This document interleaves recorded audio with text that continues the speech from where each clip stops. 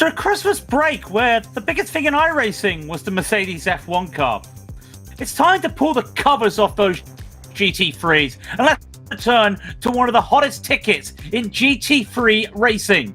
So load up the fuel, prepare the bodywork, and get ready as Season 2 of the Race Anywhere World Series kicks off tonight. And it's live here on Absolute Sim Racing. Good evening, or should I say konbanwa, as we kick off tonight at the Legacy Suzuka International Racing Course. My name is Craig King. With me today is Mike Yao on the cameras. Now, created in 1962, this is one of the two Grade 1 tracks to feature a figure of 8 layout, but that's not the calling card for this circuit. It's fantastic what this track gives you. We're talking the S's, or to give it its correct name, Snake. We're talking Degner 1 and 2, the high-speed Degner 1 and 2. We're talking the hairpin. We're talking Spoon.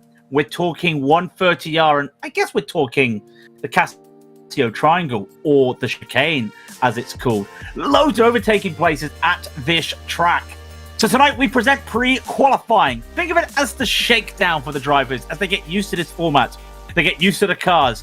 They get used to the other drivers because they have to get to know these drivers for the next 12 weeks or so. So we return again to the three classes, your pros, your pro-ams, and your ams. Each class the same prize pot. £400 gift card from Race Anywhere for the winners of each class. P2 getting £150 each. P3 getting £75 each, all from Race Anywhere.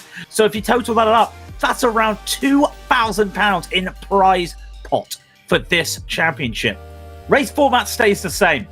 Qualifying changed from the past. So let's just go back to that race format. 75-minute race. 2 mandatory pit stops. It provides drivers a great challenge. And if you're a fan of strategy racing like myself, you know this is fantastic. Do you stay the course and just drive and drain the tank? Do you fuel save to try and go that extra lap for track position? Or even more, who's brave enough to go for the risks? Who's going to go for that early pit stop, short fuel, and then go into a long fuel afterwards just for that important track position? But as I mentioned, qualifying is different, except for tonight. We'll go for qualifying anyway. Qualifying's gone.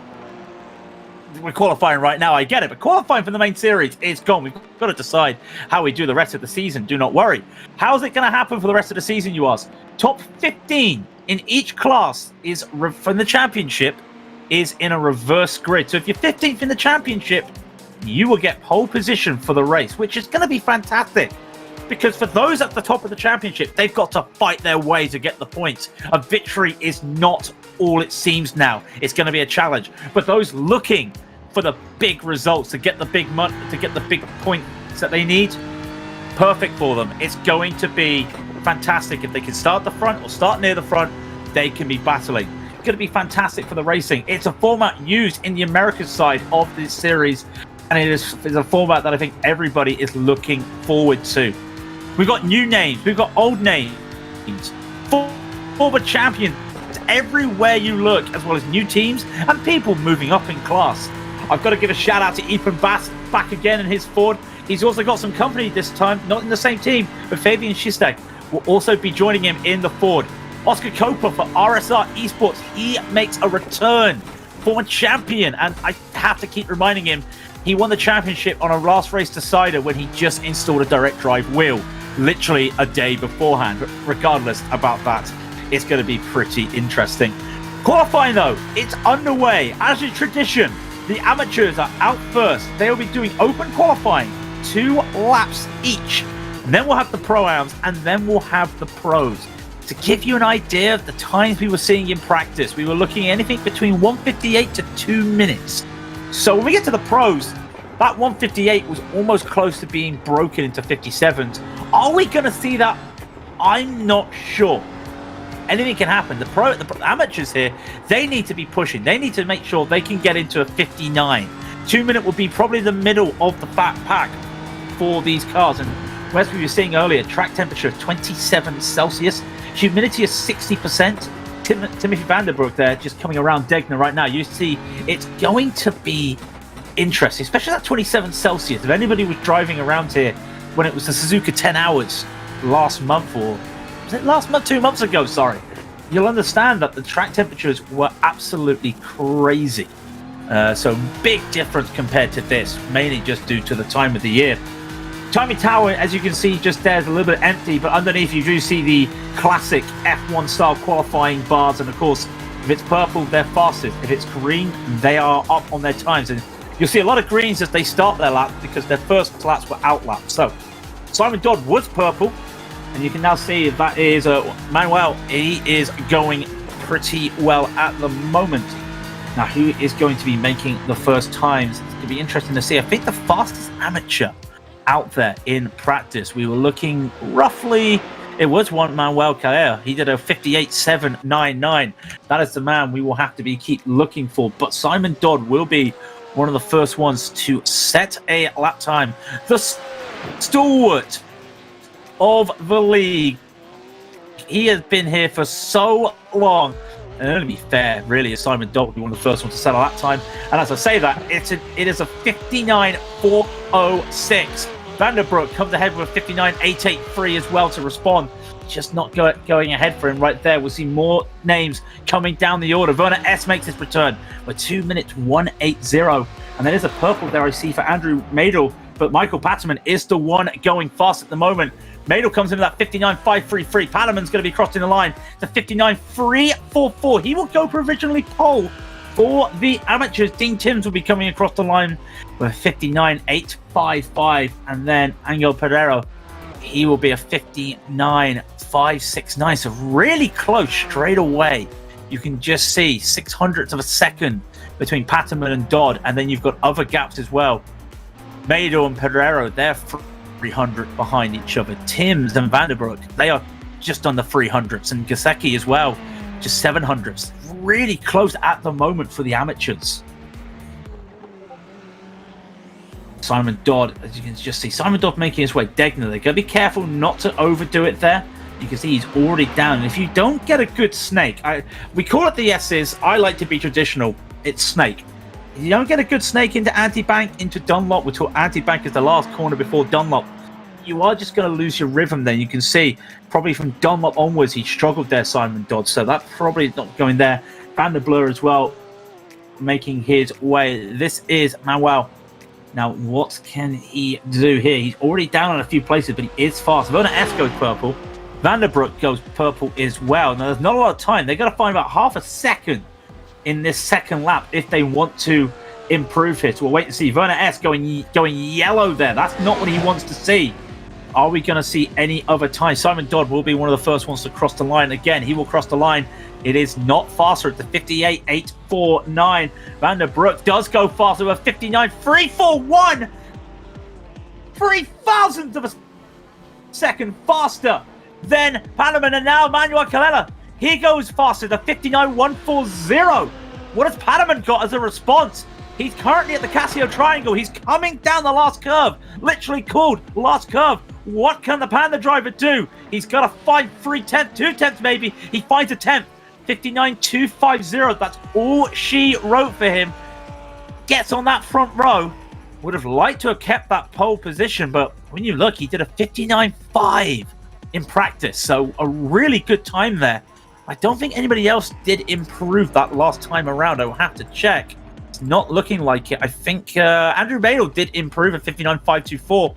But apart from that, not a lot of drivers improving on the amateurs. So that is the grid for the amateurs.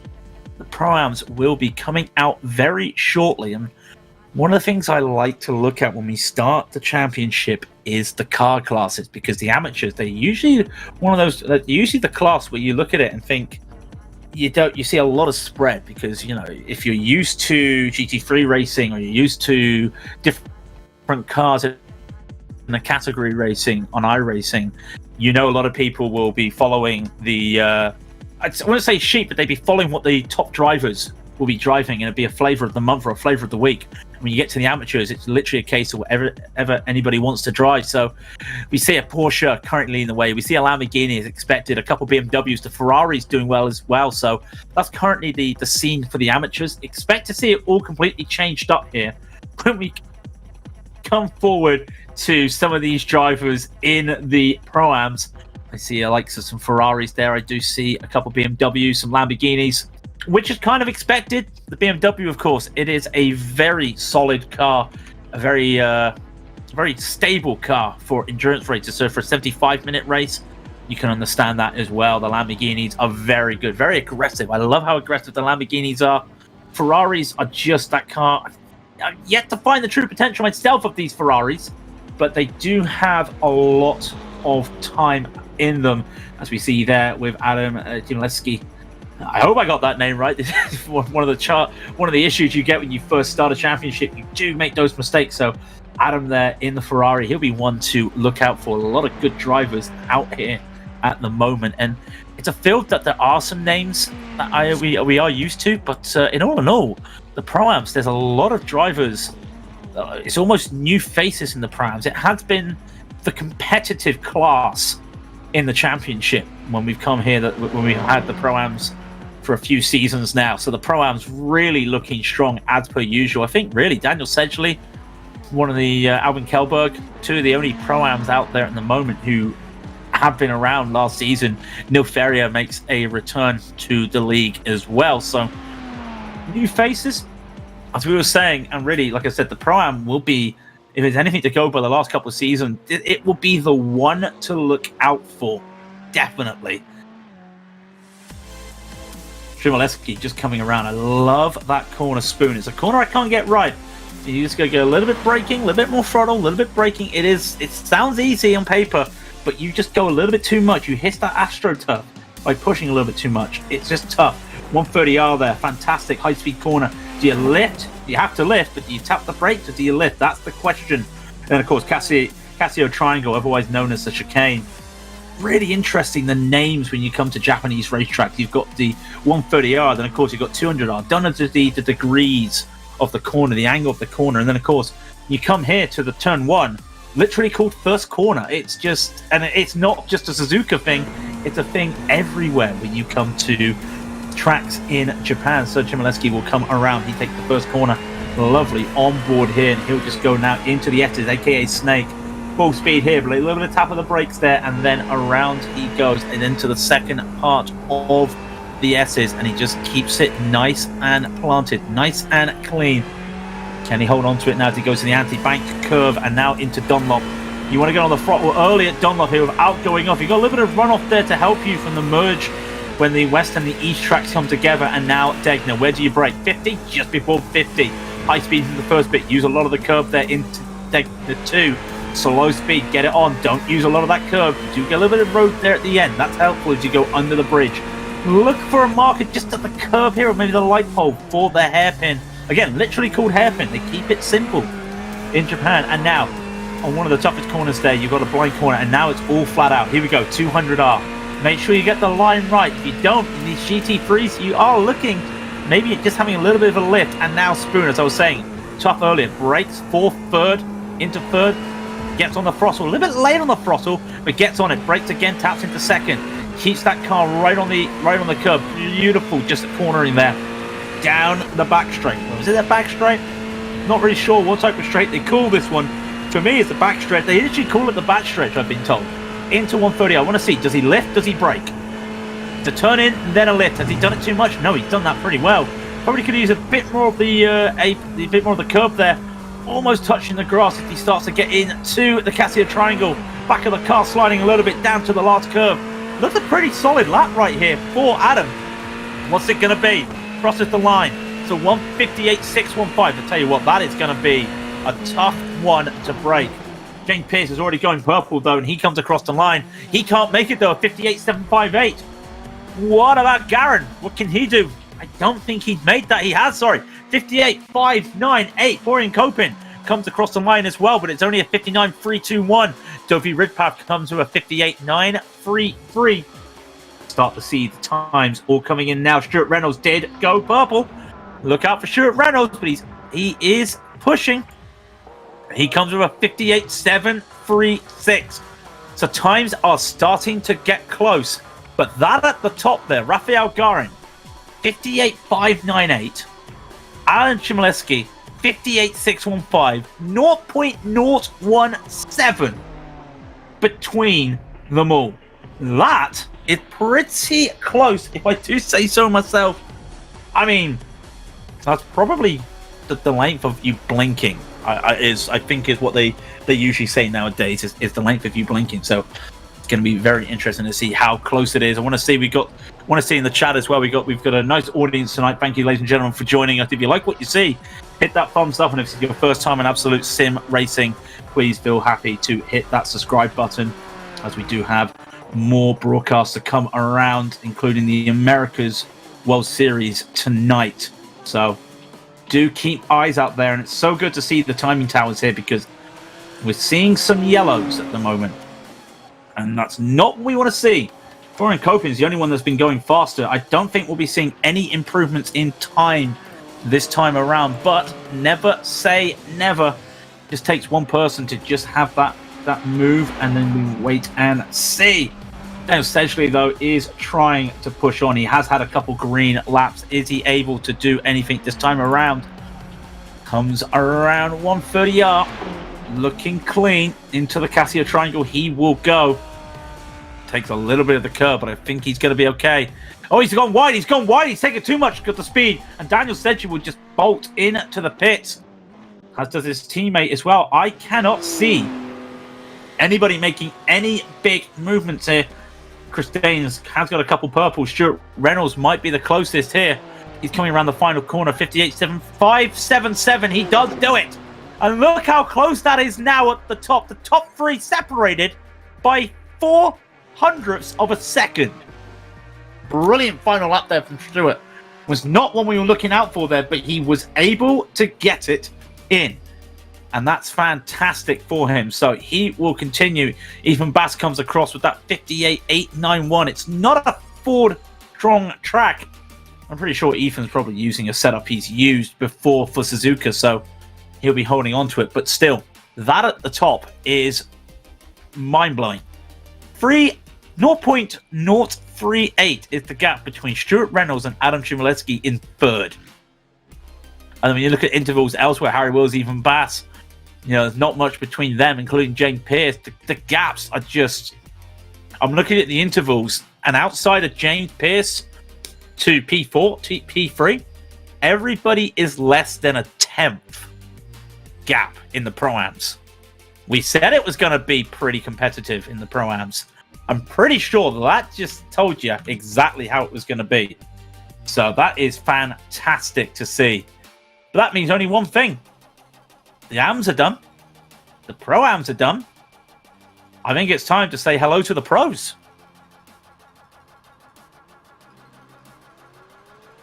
So we say hello to the pros. And what better way to say hello? It's RSR Esports at the back of the field. But Cody Pride, Full Send Racing, will lead us off to start. Full Send, of course, one of their drivers. Well, no, one of their drivers last season, unable to win the championship, but it came so close to winning the championship, getting a P3. What can Cody Pride do for Full Send this season in the Porsche? One of the few Porsches out there, if it's safe to say, really, when you think about it. And we got a couple BMWs, of course. Fabian Scheisseg we were talking about as well in the Ford. Maxine Schmidt as well, as we've just seen there in the BMW. We've got Sean Campbell in a Lamborghini. Very weird to see Sean Campbell in a competitive car, if I'm brutally honest. Those who will understand him, he's made a mistake. Who's that making a spin there? Oh, that was Ward. Sorry, I did not catch that. That definitely was Lewis Ward there making a spin. Going a little bit off track. I was just saying, Sean Campbell, those who know Sean Campbell, won the championship in McLaren. Last season, won a little bit of competition. He went to a different car. He went to a BMW. Now, originally, I heard he was going to drive for Ferrari. I heard, a little birdie told me he was driving a Ferrari. And out of nowhere, he's just come in. Nope, I'm taking the Lamborghini. So very interesting to see Sean Campbell in a Lamborghini, especially with Oscar Copa there. RSR Esports, good to see RSR back on the grid. I'm I'm saying that, and I just know that one of their guys is going to take that as a soundbite and put it on their advertisement. They love it when I do that. I am not paid or endorsed by them. Do not worry. These are their outlets, by the way, so do not worry. If you see numbers like you see with Cody Pride there, that is just because his pit box was behind the start-finish line. Same with Fabian there. So these are now their times to go. And that Danes, just ignore that Chris Danes. He has gone down to Pro-Am. But as we were saying, it's teething. It's the first week. We're just sorting things out. The league's sorting things out. He is a Pro-Am. That's why his time's already there. So do not worry about his time there. So the question is, who are we cheering for here? Be interesting to see who the audience will be looking forward to on this pro field. Like I said, we saw times almost break the 58-second barrier into the 57s. Not sure if we'll see it now, but the track has gotten colder. 26 Celsius, 79 Fahrenheit for those in America. Still that 60% humidity. But it is now coming up to 1:40 in the afternoon in Suzuka. And that promises to be a little bit interesting when it comes to temperatures. Now, there is a car off there. Now, that is the car. There's Cody Pride's gone off. Cody Pride has had a mistake here. Now, is he damaged? He might be damaged. I needed to have a quick look at that. He may have just gone off and hit a wall. He has not. He's going to have to abandon this lap. But regardless, we see purple's going in there. Fabian Scheistek is currently purple. Sean Campbell's also gone purple as well. They've been trading sectors. It's 2 for 2. Fabian will be the first one to get a lap across. Maxine Smith as well going green, looking for a good time. Oscar Copa as well. But it is between Fabian and Sean at the moment. Fabian is in a Ford. No jokes here. He's in a Ford. What can Fabian do? It's the purple again going into 130R. We're just currently looking at Maxine Smith as well. They do a corner. I keep my eyes on Fabian Scheistek. What can Fabian do as he comes across the line? You see me. It's now green as Sean took that position back. Fabian's going to cross the line. He will set the benchmark for the pros. The 58.178. What can Smith do? What can Maxine Smith do to 58.334? All eyes on Sean Campbell. 57.686. What a lap!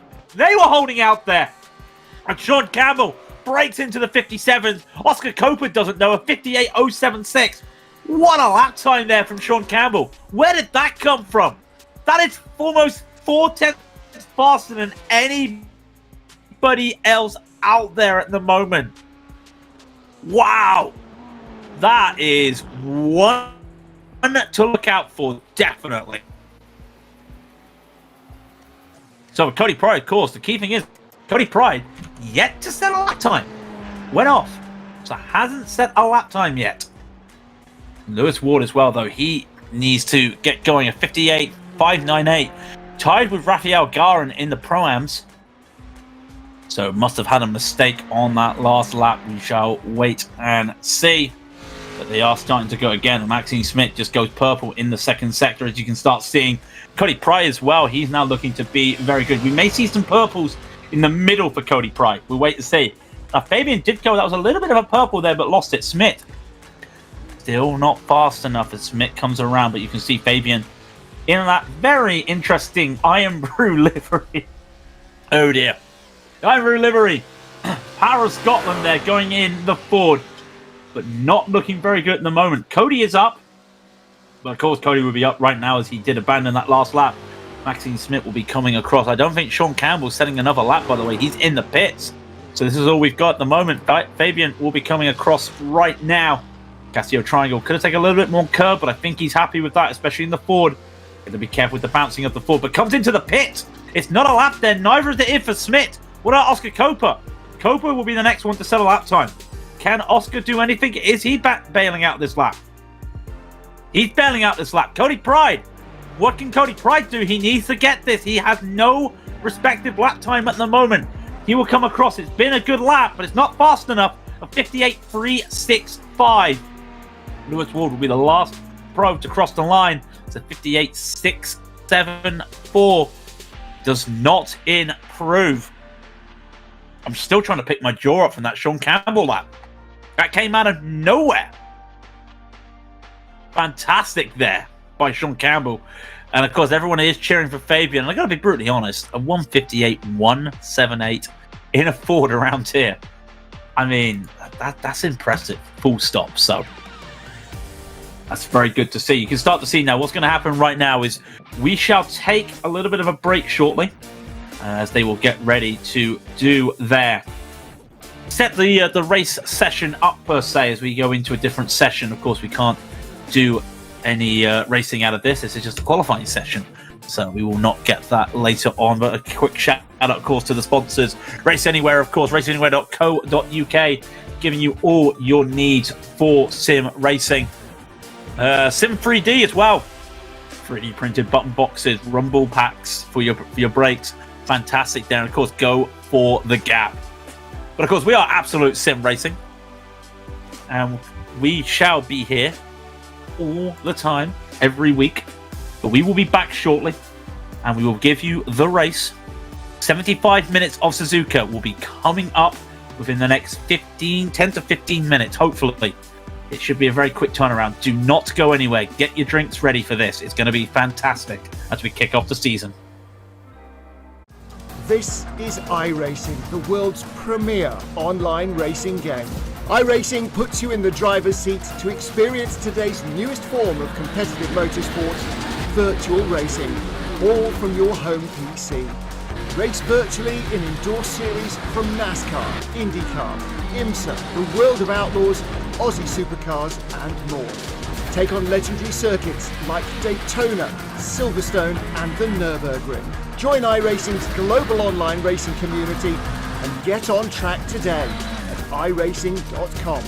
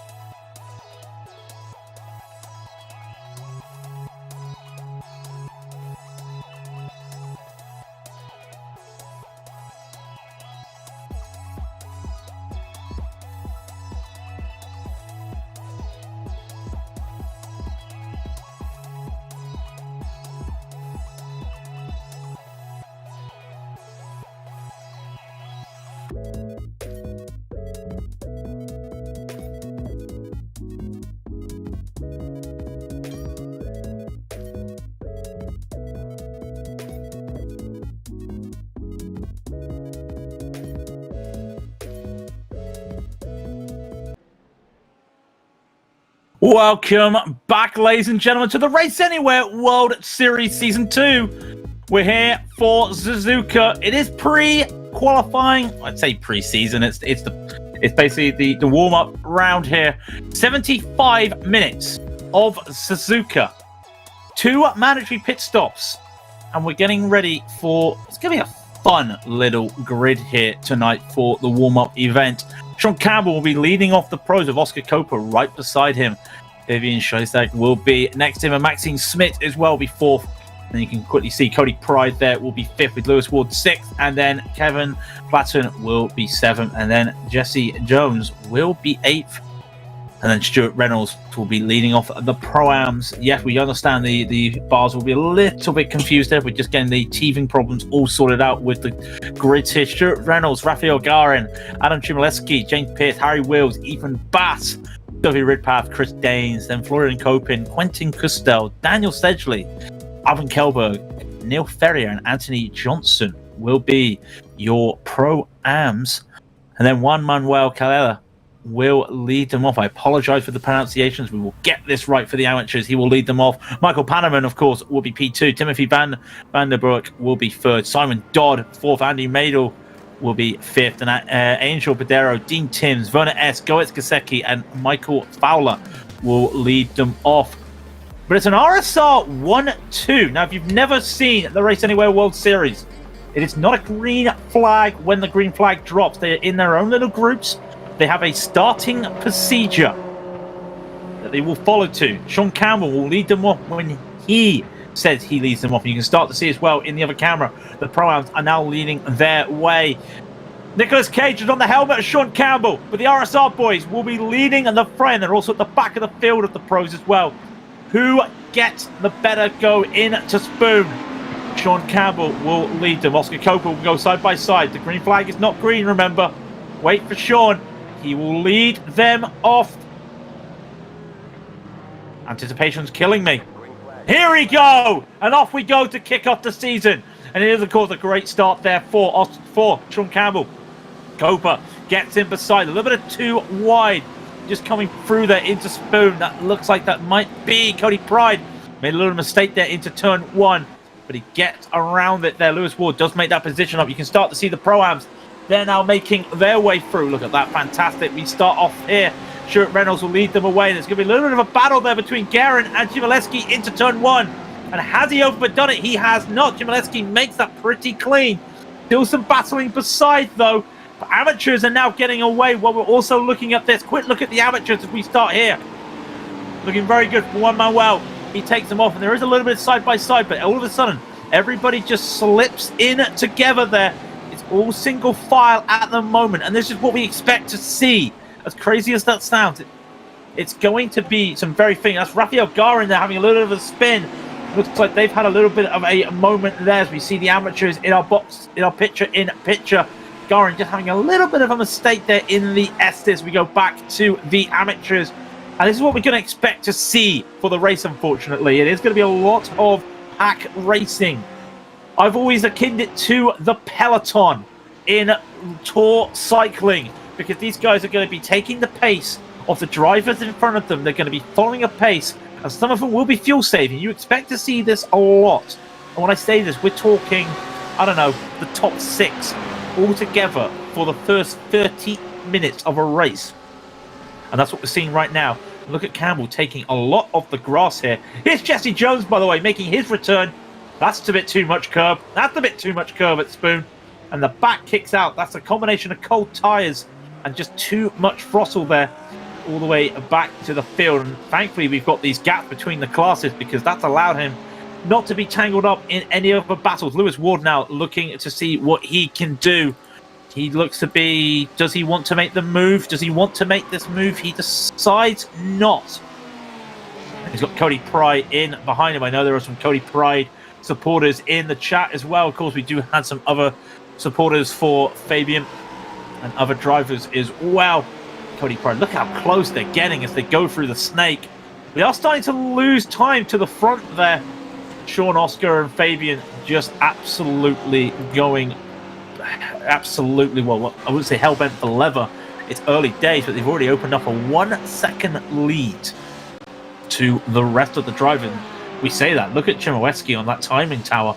That's a 2-second lead to the rest of the field. So already we're starting to see strategies come into play elsewhere here. A little bit of a tweak there from Lewis Ward, but Cody Price in no position to make the move. You can start to see they're trying to get going to no avail as Cody Price just continues his way. We do look around the field, and like I said, Chmielewski, he is trying to pull away from the rest of them. But of course, he's got James Pierce behind, and Chmielewski and James Pierce currently on a battle themselves. Now here's Fabian. A little bit of the Ford there. I think we did hear some Ford supporters as well. Look at that wing. I don't know if it's the wing a bit curved or the Scottish flag on that wing. Just makes the wing. Yeah, I think it's the Scottish flag. It just gives that effect that the wing's got a little bit of a curve in it. I do like that. It's a little bit of a trick there, but the pros are just going their own way. Here is the Pro-Ams with Sophie Ridpad currently in the front of one pack. You've got Chris Staines on his own at the moment with his teammate Harry Wills in front. But Sophie Ridpad is going to be going side by side with Ethan Bass. Ethan Bass is trying to go around the outside of 130R, and Sophie said take it. Sophie said take it. And then all of a sudden, Alvin Kjellberg just decides, I'm going to go around the outside. And is he going to make it 2 in 2? Side by side with Ethan Bass into the Casio triangle. What a move! He's capitalised on people just getting track position. Alvin Kjellberg has just gone 2 positions in the space of 2 corners. Not even that. And look at the pack. Look at the pack right now. They're all just trying to get the toe. All trying to go. Kjellberg knows that Ethan Bass has got the speed. The Ford have a lot of speed here. Can he hold on to it? Ethan's got a little bit wide. Kjellberg's bun into Ethan. Ethan Bass they go. And I think Bass gets away with that. Did he get much damage? There's a little bit of dents at the front, but I think he gets away with it. We'll have to see when he gets to the straight. It almost looked like Kjellberg had a little bit of a moment there. I don't think he was able to save it in time.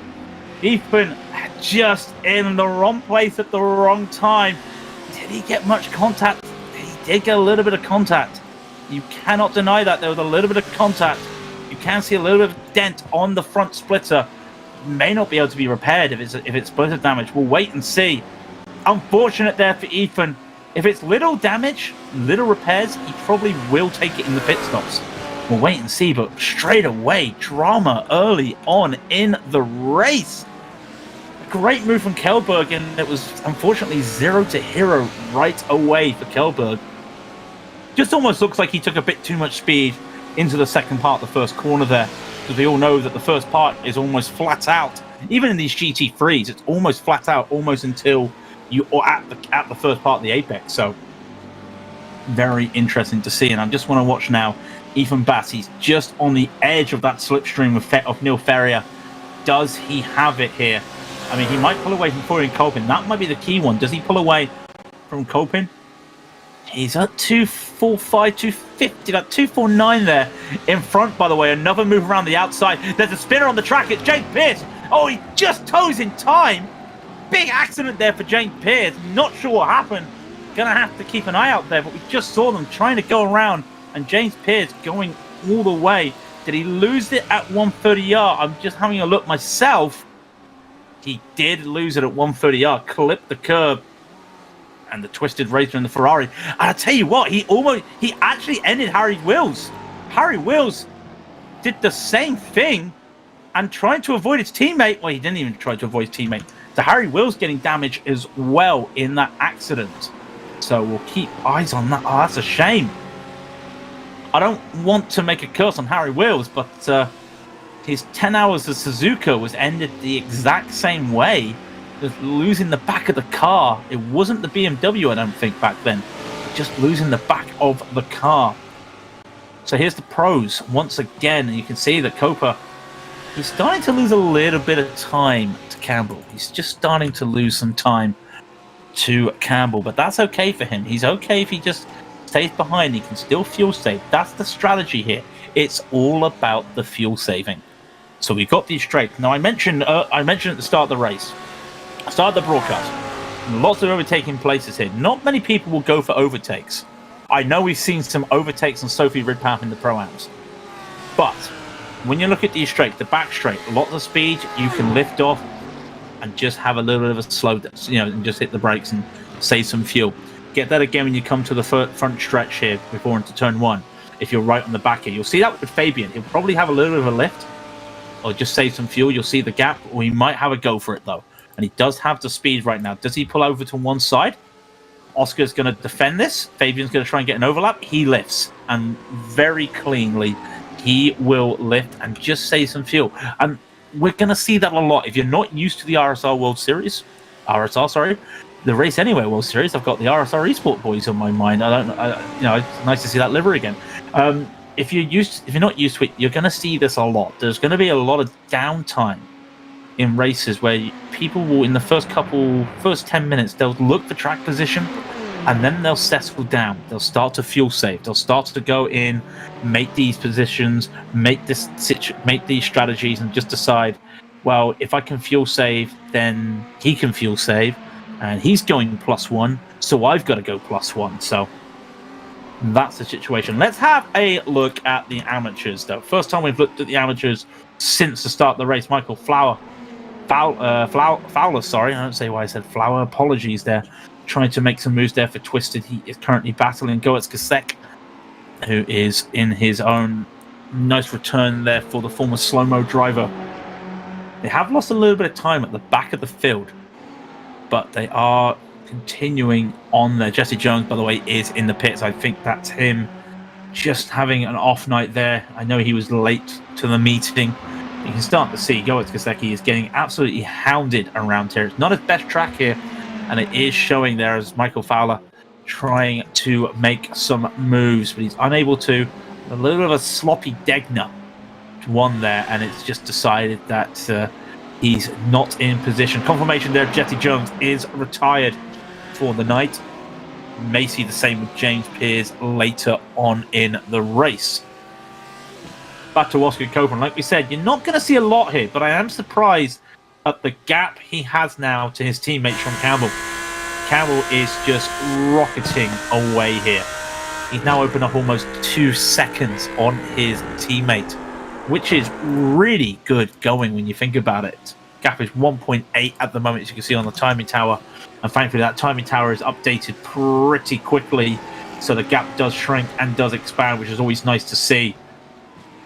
But you have Fabian Scheistek, and if I'm saying that wrong, I'm sure there's lots of people that know him that will probably come at me and say that I'm doing that wrong, and I do apologize if I am. We will see. Now, on the timing tower, you see quickly, I love this. And hang on a second. Michael Fowler's just had a spin and it just had a crash at 130R. I'll get back to what I was saying there. He's had a moment there. We'll get back to see what's happened. Timing tower, this is what I love about this timing tower, and it's fantastic. It gives you an idea of the strategy. You've got the gaps there. If the number is in yellow, the gap is less than a second.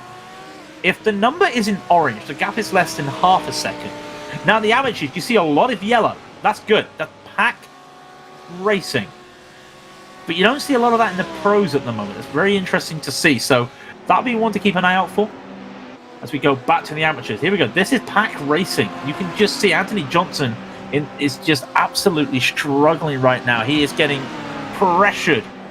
And he does get around finally. They have to move into Degner. That's very dangerous, but makes it stick. Wow, that is really bad there. Anthony Johnson trying to make that move. There is no right or wrong here. You can see some more side-by-side up ahead. That's Simon Dodd and Sophie Ridpath as Ridpath tries to go past Simon Dodd. There has been a big incident, and I know that for a fact because Sophie does not have any glass on the back of that Ferrari. That is a telltale sign of a heavy impact on the car, and you can see she does not have the speed. Simon Dodd goes right by in the identical car in the run-up to Spoon. So that to me just says that this car does not have the speed. Kevin Platten, though, he's having a battle here with Cody Pry. They're going to be going side by side, almost side by side, but the fixed racing driver just decides against it. I really am intrigued how much attacking we've seen and defending we have seen going into the first corner for a lot of this time. So it's really interesting to see. What I will say, though, with that moment with Johnson and Ridpath there trying to get around the amateurs, that has grouped up the amateurs, has split open the amateurs. So they're all pretty much spread out at the moment. So we will see exactly what happened there between them to cause such an incident. But like I said, Sophie, unfortunately, she does have no glass in the back of that Ferrari. And if you don't have any glass on the back of that Ferrari, it indicates a heavy impact. It indicates engine damage or aero damage. So unfortunately, that looks like the race is just going to have, well, it's not going to be a very enjoyable time for Sophie. Well, it's been pretty entertaining for the first 15 minutes. Well, 13 minutes, we're almost there, but it's been pretty interesting to see. Amateurs are now starting to group up a little bit. Look at those gaps there. There's a little bit of a gaggle. That is Vanderbroek there. He's got Padero, Timms, Madel, and S all behind him. It's going to be very interesting just to see any of these drivers going to make the move. Now, they do have, that is Sophie Ridpath in front. No need to fight, but at the same time, if Sophie is down on top speed, can they get by her? Is that just going to cause a little bit of an issue? She's in her own race, but again, the damage is there on the car. You can see it. Look at the closing speed in that BMW with that damaged Ferrari. And in fact, Timothy, that you looked at making a move, but that Ford just holds on. And look at it. It bunches everybody up in this little pack. Angel Padero right behind, and we could be seeing an overtake here. Dean Timms looks to be looking for an overtake. Is he thinking about it? He is not. He knows the right situation. Dean Timms, almost a champion here last season in the amateurs. Alvin Kelberg has towed the car, by the way. So we will wait to see what has happened there. And actually, I did see some cars there. He had an impact. It is an impact with Stuart Reynolds at 130R. They came together, and Stuart Reynolds is still there, but Alvin Kelberg flipped the car. So that is what happened there with Kelberg and Reynolds. They're both inside. So we'll get and see those amateurs in a moment. This is Copa again. Fabian battling with him. And it is pretty tough to keep on battling. You're not missing a lot in the amateurs. Again, they are trying to get around Sophie. There is a lot of gaps at the moment. That is starting to pull out. It is our closest battle. Is these whole pack group of amateur drivers. You can see there's Sophie. She is struggling right now. She's doing the best she can, but just look at that train she's in the middle of. Now, she's not caused it. That's the amateurs going around, but she is going to play not on purpose, but a deciding factor, because these amateurs will want to get by a wounded car, and if they can't get by quick enough, and to be fair, you know, it's tough to get around full stop. If they can't get by, it is going to be a challenge. Sophie will try to see if she can let anybody by. You can start to see the amateurs are starting a little bit of contact there. They're starting to get a little bit impatient there. Angel Padero getting a little bit impatient now. Sophie as well, because Timothy's had a little bit of a bad hairpin. Sophie wants to battle, wants to try and get up there with Anthony Johnson, trying to see if she can catch up. Unable to, but it would not surprise me if Padero does get by on this run down to 130R. Let's just see. Does he have the speed? We know that Sophie does indeed have... Yeah, she doesn't have it. She doesn't have the speed right here. She's out the slipstream. Padero's going to get by. Will anyone else get by? No, they're all a little bit held back. Their teams and Madel are nowhere to be found. So that might split the amateurs up a little bit. We'll have to get back to that. It's always an evolving situation in these races. As you can start to see, Lewis Ward is starting to tighten. He's trying to tighten the screw a little bit to Smith. Not going his way at the moment, but he has made some positions up. Credit where credit is due. He's made a couple positions up at the start of the race. But he is in a battle with Maxen Smith. So it's that Ferrari versus the Benzo Racing BMW. Got to give some shout out to these wonderful paint schemes on display tonight. Smith is, I wouldn't say Smith's pushing. It doesn't look like there's any pushing. Which again, this is a non-points race. This is just a warm-up. This is good practice if they're looking at fuel saving, looking at working together, looking at staying close to one another.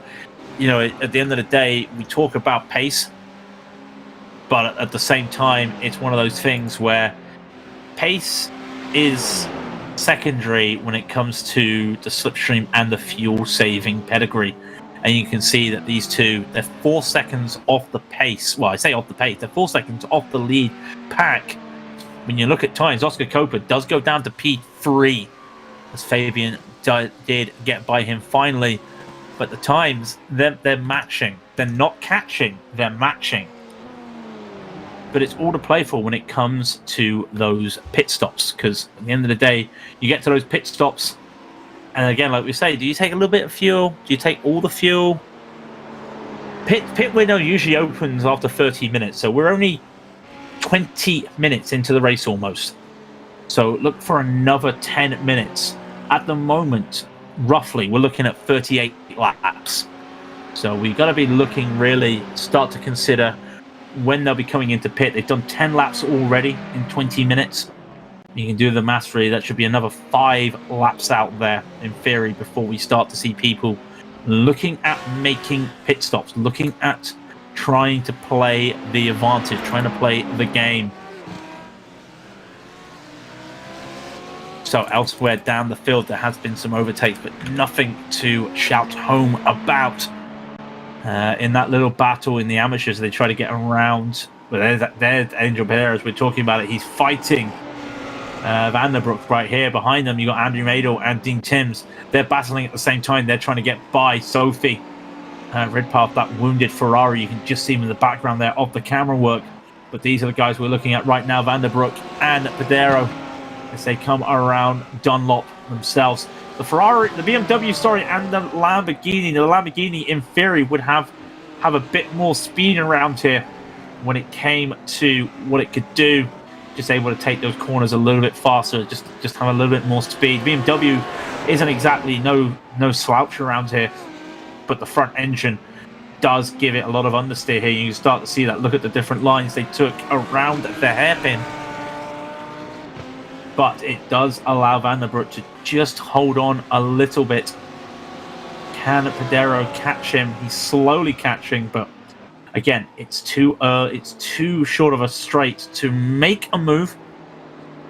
And there has been a spin just behind them, and that looks like there's Andy Madel there spinning with Sophie. Did they come together? They did. Yeah, so Madel and Ridpath coming together there in the race. So you'll start to see those names go down. Dean Timms inherits P6 from that. A very interesting moment there as we will try to get on. But Pedero, he's just enjoying it at the moment. He's having the time of his life. Just like this man in a Ford. And this man, which I was going to say, there it is. Campbell's had a moment. Campbell's had a moment. Now, what has happened to Campbell? Now, he's going very slow. And I see damage on the back of that wing. And he's lost time. Has he made a mistake here at one of the corners? He was slow coming out of Degner 2. It would not surprise me if he's had a moment in the Degners. He's got wing damage. And the leader of the pros is all of a sudden down in P6, needing to rely on Cody Pride's slipstream to keep him up there. So that means Maxine Smith inherits P4. Lewis Ward will inherit P3. Cody Pride get that all-important P5, but Copa is now battling a Ford. I cannot believe I'm saying this, but a Ford is leading the race. I haven't said that for a year. I'm not talking a class, I'm talking the race. That's just great to see. I'm a lover of the Ford. I'm a lover of the Ford. What can I say? It's just a car that everyone says it has no reason to be here. You know, it's old.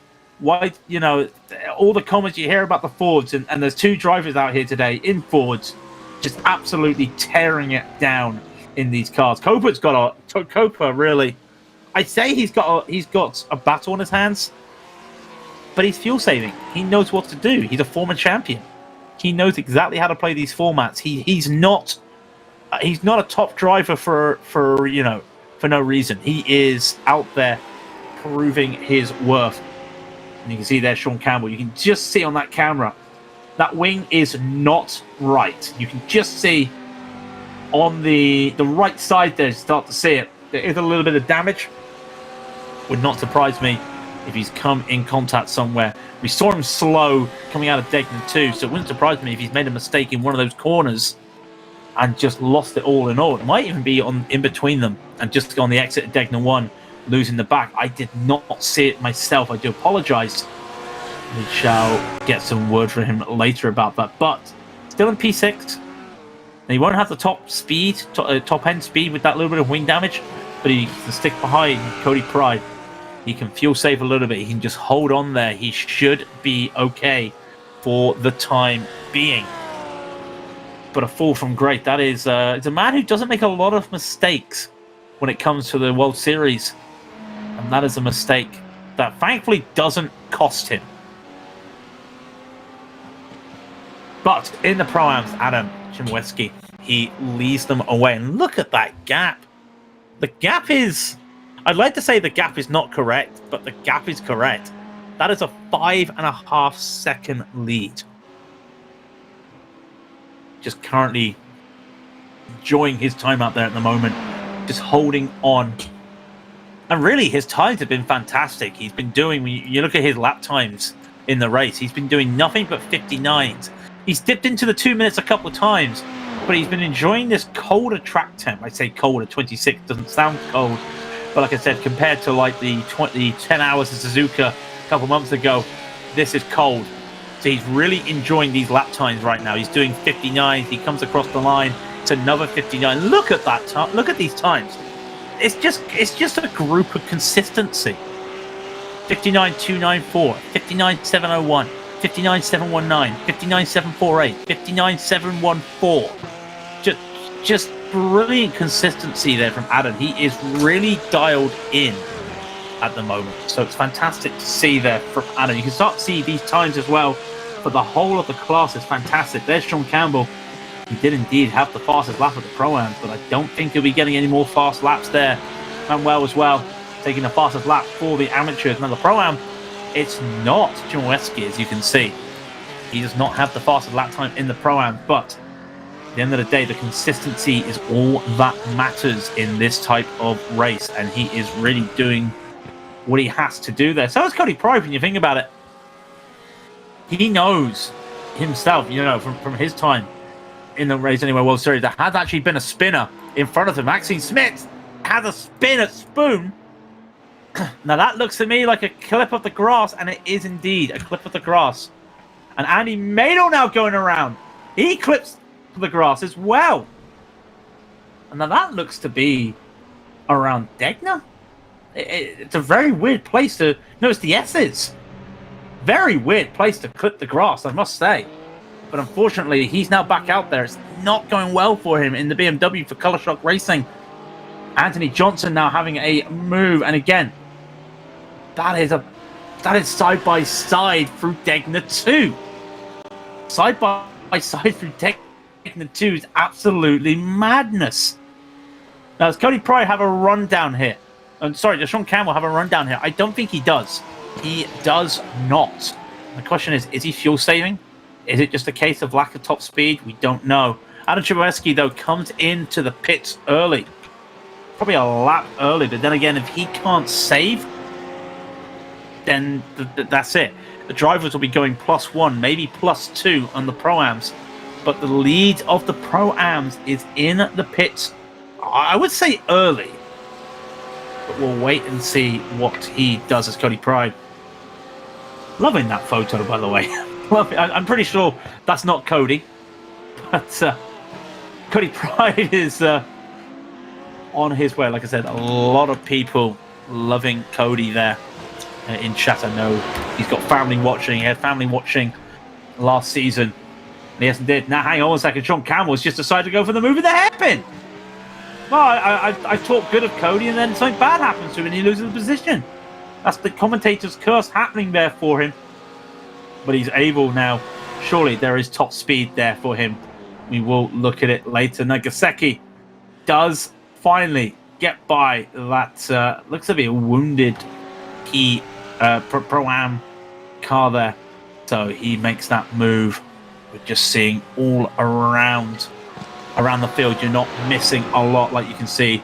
Fabian Scheistek is currently leading. Now, Chris Danes is the provisional leader for the Pro-Ams due to the pit stop that Chmielewski took early there. So we'll look at that. And, of course, Danes, again, he has a massive lead as well. It's big leads at the moment for some of these drivers. And Oscar Copa comes into the pits, as does Campbell, as does Pride. Fabian is the only one out the main pros to go another lap.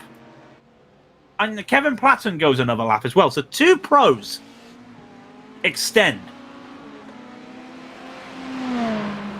So welcome to the strategy game, because this changes everything.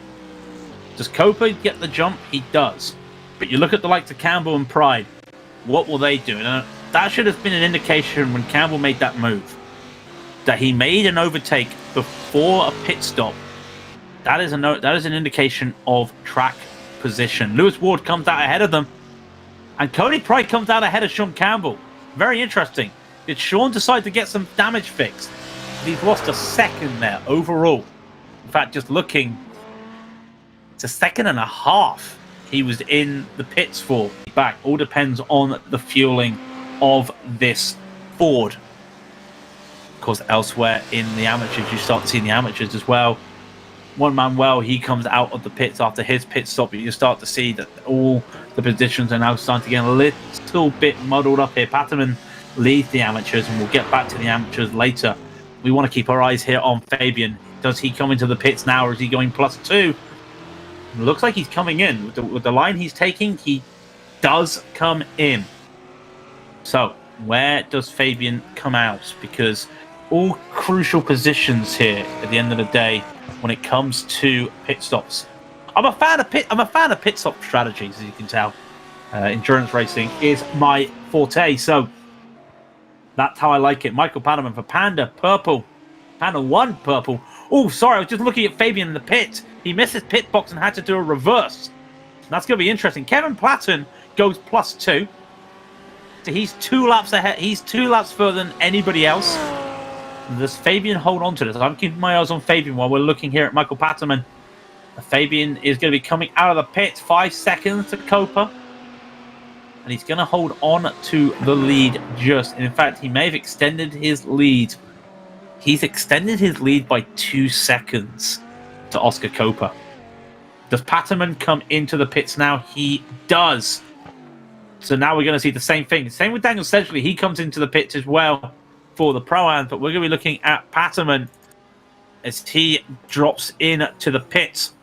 Does he have any chance of an overtake here? Chmielewski does go by him.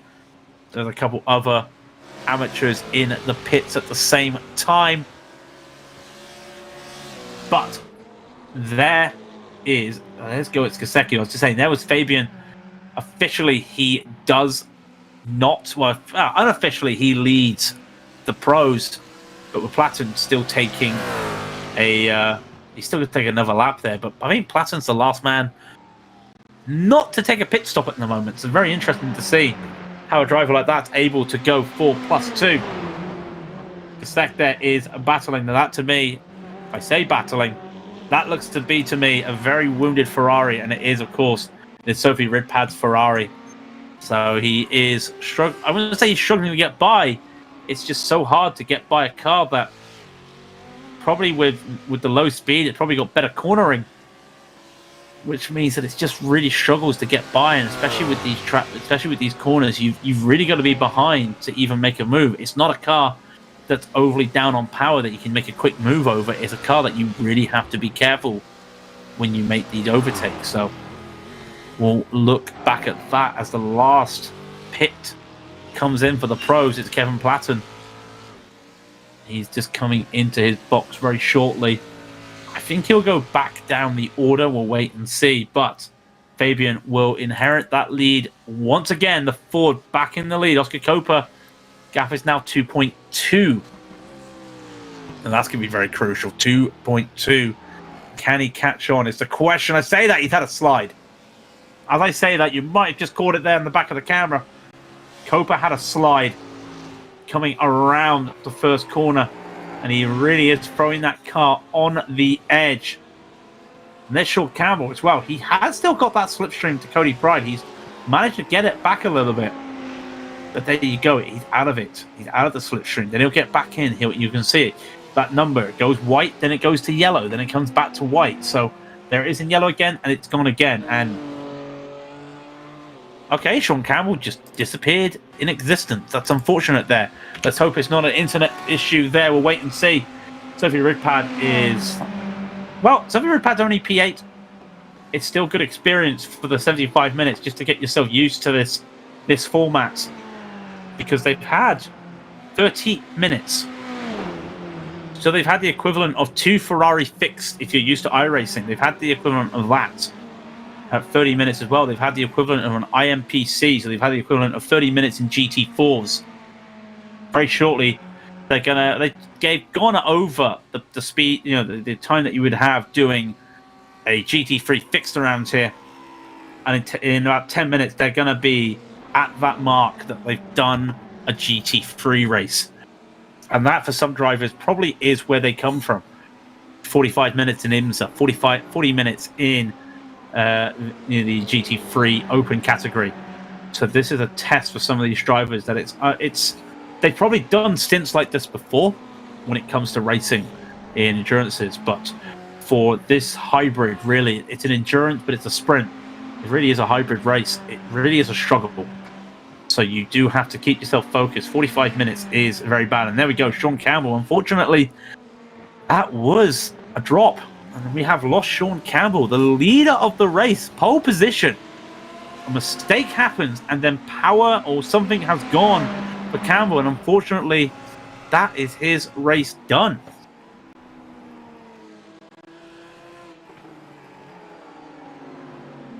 So the gaps are starting to just open up a little bit around here, as we're starting to see Van der Broek there. That is not someone he's battling. That is, of course, a pro-am behind him of Rafael Garin. I think he's had a little bit of a bad time there for Benzo. You can see a little bit of damage on the back of that car. But is making that move. The pro-am is trying to make that move and is able to make it pretty clean at the moment. And like I said, we were promising to give you some replays. Unfortunately, the replay system not working at the moment, hence why we're trying to do our best at just getting the pictures as we see it. Just such the nature of live I was going to say live television, but this is live streaming, so it's the same thing regardless. Sophie does come into the pit lane. That might be it for Sophie with all the damage. We'll wait and see. It would be a shame. But it would be a shame. It would be a shame for anyone to just end their race. But regardless, it's one of those things where it's just not there. But it is a drive-through by the looks of it. As Garin now.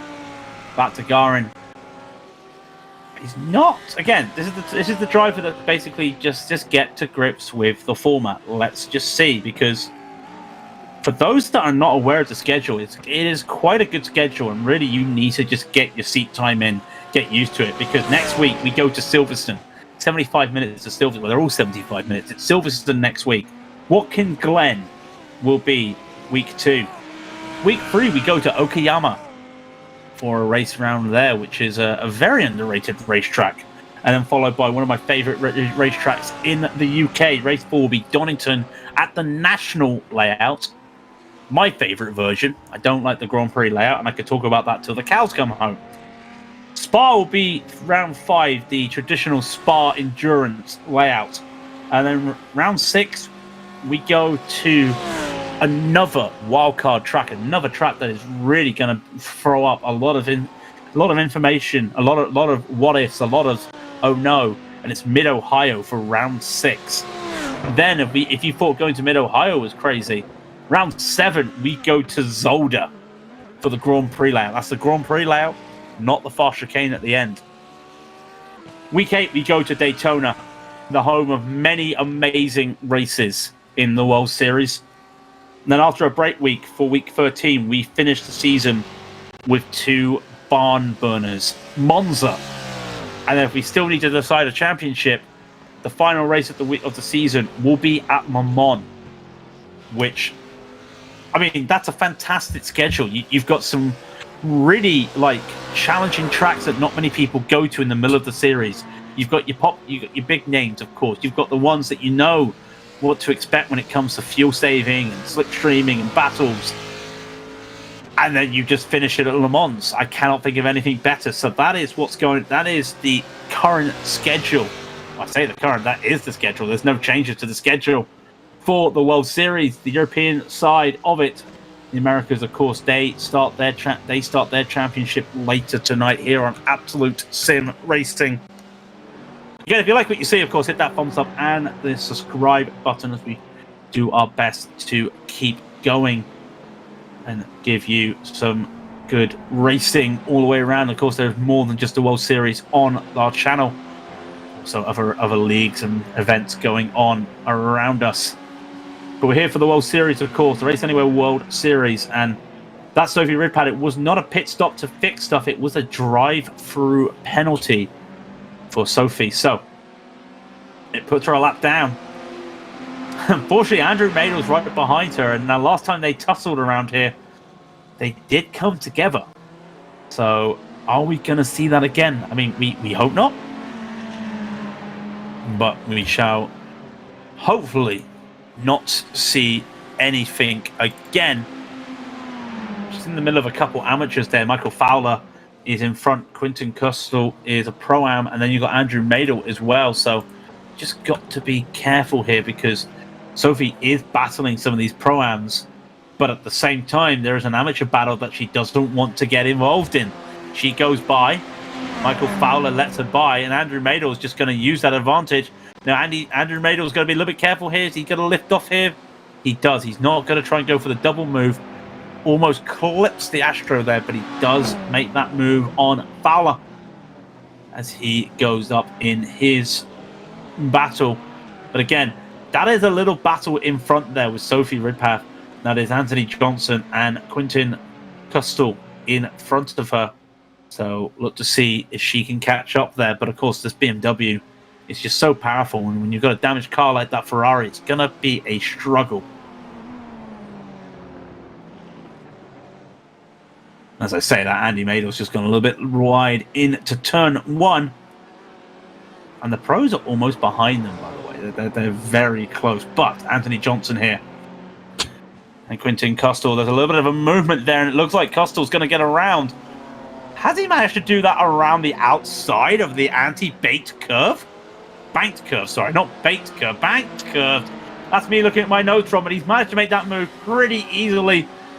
As he just starts to pull away. And now Johnson's in the path of Sophie Ridpath. Can he hold on? There are 34 minutes remaining.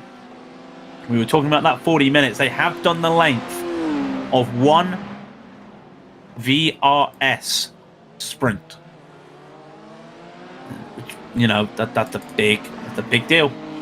Because now they're in, for some of them, uncharted territory when it comes to racing. And it's all about understanding the consistency, understanding what you have to do in these situations. For Andy Maidel at the moment, he has to just keep it calm. He knows that he might have a little bit of speed on these two damaged Pro-Ams, but last time he tried to go by one of them, it did not come out well for him. So he has to be careful. And he might just decide to just play it safe. He does. He is pulling away from Michael Fowler. That is the only important thing. He's pulling away from Michael Fowler. So in his little battle there at the back of the field for P9, all important for him. And he's only 15 seconds away from the next car, which sounds a lot. It's about the length, really, from this backstretch. I mean, if we look where Gasek is, Gaseki's just just come out of turn one. So that just gives you an idea. This whole straight is almost 10 seconds long for these drivers. So he's only a straight away, which, when you say it like that, it doesn't sound a lot. And then you realize, oh, it's Suzuka. So we will continue. I think Sean's just said, he didn't say what happened, but he just said that apparently that happened. Unfortunately for him, that was his race done. And we haven't looked at the pros for a while. The pros have been pretty quiet. most places, to be brutally honest, at the moment. But Lewis Ward is currently battling Cody Pride for P3 at the moment. You can start to see that Cody started to really get to grips with the Porsche. He's really started to get to grips with this track. And you're starting to see it there. 59.29 was his last lap. Lewis, unfortunately, did a 2-minute flat. So it's almost a second that he's managed to pull there. And now he's in that slipstream. Cody could go from the move. And I remember last season, Cody was very aggressive and would like to fight for these battles. And nothing wrong with that. Like I said, anybody can do any way they want around here. But in the grand scheme of things, maybe it's best to just hold back, because the more they battle, the more he's got to start looking at losing time. Just like here. It's Madel losing time here. Maybe he's going to try and pull aside to Sophie Ridpad. Does finally get past Sophie Ridpad. Hold on to it as he goes around. He gets around fine. And Cody Pride as well. He's going to be having the same situation. Does he look for a move? Can he make a move even? As he looks and looks, he decides against it. Like I said, it's just all a case of slipstream right now. Just keep it calm. And as I say that, he's looking for a late move into the chicane. And you know what? That is Ward having to make a reactionary move there, because it did look a little bit like a late move. But Cody Pride makes that move, gets that position. Now, that is crucial. Is he looking at track position here? Maybe. But can he pull away now from Lewis Ward is the question. He does have the capability to do it again, but he did a 2-minute flat last lap. Lewis Ward did a 2:01. Granted, remember, they both had those issues when they were going around in terms of battling each other. So the amateurs have been pretty quiet here. We're seeing a little battle here, but it is Rafael Garin in the Pro-Ams with Simon Dodd. And Simon's not got his very beautiful headshot showing on our system tonight. I shall make sure he gets that for his beautiful face, as I like to have some fun with him there. Simon Dodd, a stalwart of the series, had one of his best results last season, and is, after getting a couple wins last season, looking to go for championship glory this season. And he's doing really well at the moment. He's currently P3, and he's looking at the moment to see if he could just get some slipstream. Can he get some slipstream? Maybe, but it's not with him at the moment. So get the slipstream. Just be careful with the dirty air. He's only 3 seconds behind Michael Patterman, so we will wait and see. Cody Pride, now he's on the defense on Lewis Ward. Can Lewis Ward make a move this time? No. He decides against it, but we know that 130R isn't the overtaking place here. It's into the Casio triangle. Not going to be a center cross here. Lewis Ward just holds on. Fabian comes into the pits. So he short pitted first time. That means he has to long pit this time. And that is going to be a challenge.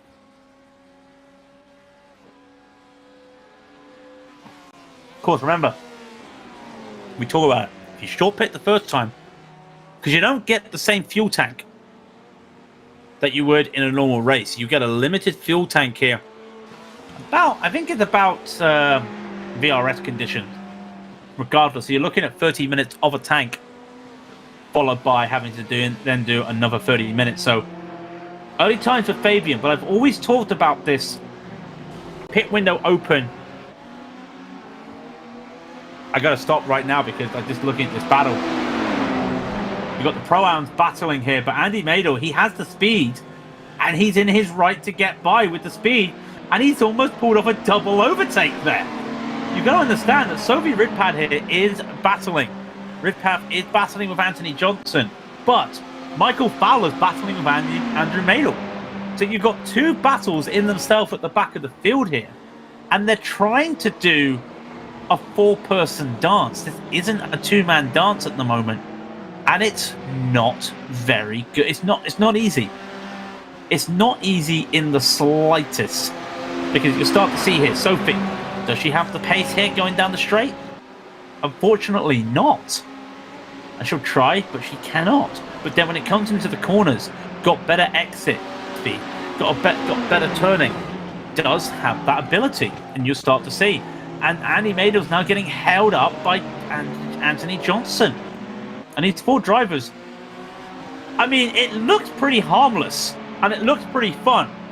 But I'm pretty sure right now they are sweating buckets and probably saying words that they shouldn't really be broadcasting to themselves, because it's probably quite stressful in that seat right now. Because the amateurs want to make sure they can keep apart from each other. The pro-ams want to make sure they keep together. And Andy Mado here is going to try and make a move in the snake. And he makes it. And he's opened up the door for Sophie Ridpath. And Sophie makes that move. So normally it's the pro-am making a move that allows an am to go through. Let's switch it up a little bit. The amateur just made a move to set up a pro-am pass. That's a new one to me, but crucially for Andy Mado, that gives him the gap to Michael Fowler. And he's now starting to pull away because Fowler's got to get past 2 pro-ams. All Mado's got to do now is not make a mistake and start to pull away. It's easier than it sounds. Now, Copa did come into the pits. Oscar Copa did indeed come into the pits. And he is now ahead of Fabian in that Ford. We said that Fabian would need to pit longer. And to give the indication, 3 seconds longer than Copa. Such as the risk of the short fuel. The short long is such a risk. And it can play off if you've got the speed. But pitting as early as he did the first time around might have cost him. So, we'll look to see. He does have a pro-am right behind him. He's got to be careful. They've come out ahead of the pro-am leader, Adam Chmielewski, which doesn't sound a problem. Apart from Chmielewski is just on brilliant pace at the moment. So he doesn't want to get held up here. All right, he's saving a 9-second lead, 7-second lead. But, you know, you don't want to lose that lead just because 2 guys ahead of you are fighting. So Copa now needs to put the afterburners on. He knows that everything is done. Pit stops are done, and a slave! Wow! That should not be saved. That car was sliding all over the place. That should not be saved. Well done, Fabian. A little bit shocked there. That looked to me like that car should be gone. And he's been able to hold on to that car. Fight and was able to hold on. Brilliant save there by Fabian. And he's not lost a lot of time. Just wow. Absolutely crazy. Just brilliant to see that now. So, I'm still like trying to pick my jaw up there because it looked harmless, but you could see the car was going left and right. That was not an easy one to save. So he's still in it, but he has held up Adam Chmielewski, the lead pro-am. So now he's got to ask himself a question: why don't I pit if I'm losing time? Maybe we'll see Adam going into the pits. At the bottom, you see Michael Fowler. This 4-car battle, this 2x2 battle has just intrigued me. No worries. But you can see the gap is now 3 seconds to Andy Madel. And Michael Fowler cannot get past this damaged car of Anthony Johnson. Meanwhile, Andrew Madel is now starting to pull away from Sophie Fowler.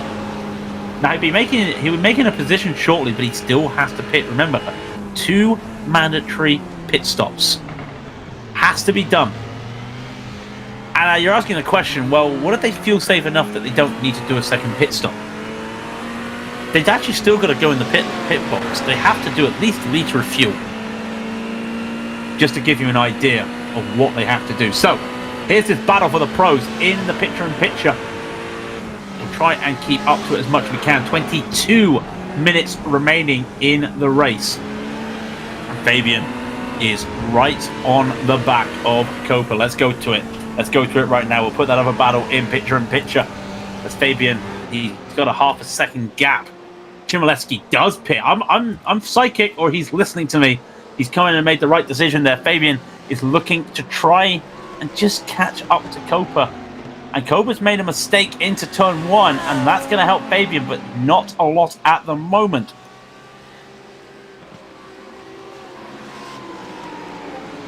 Continues through the S's. Can he do anything?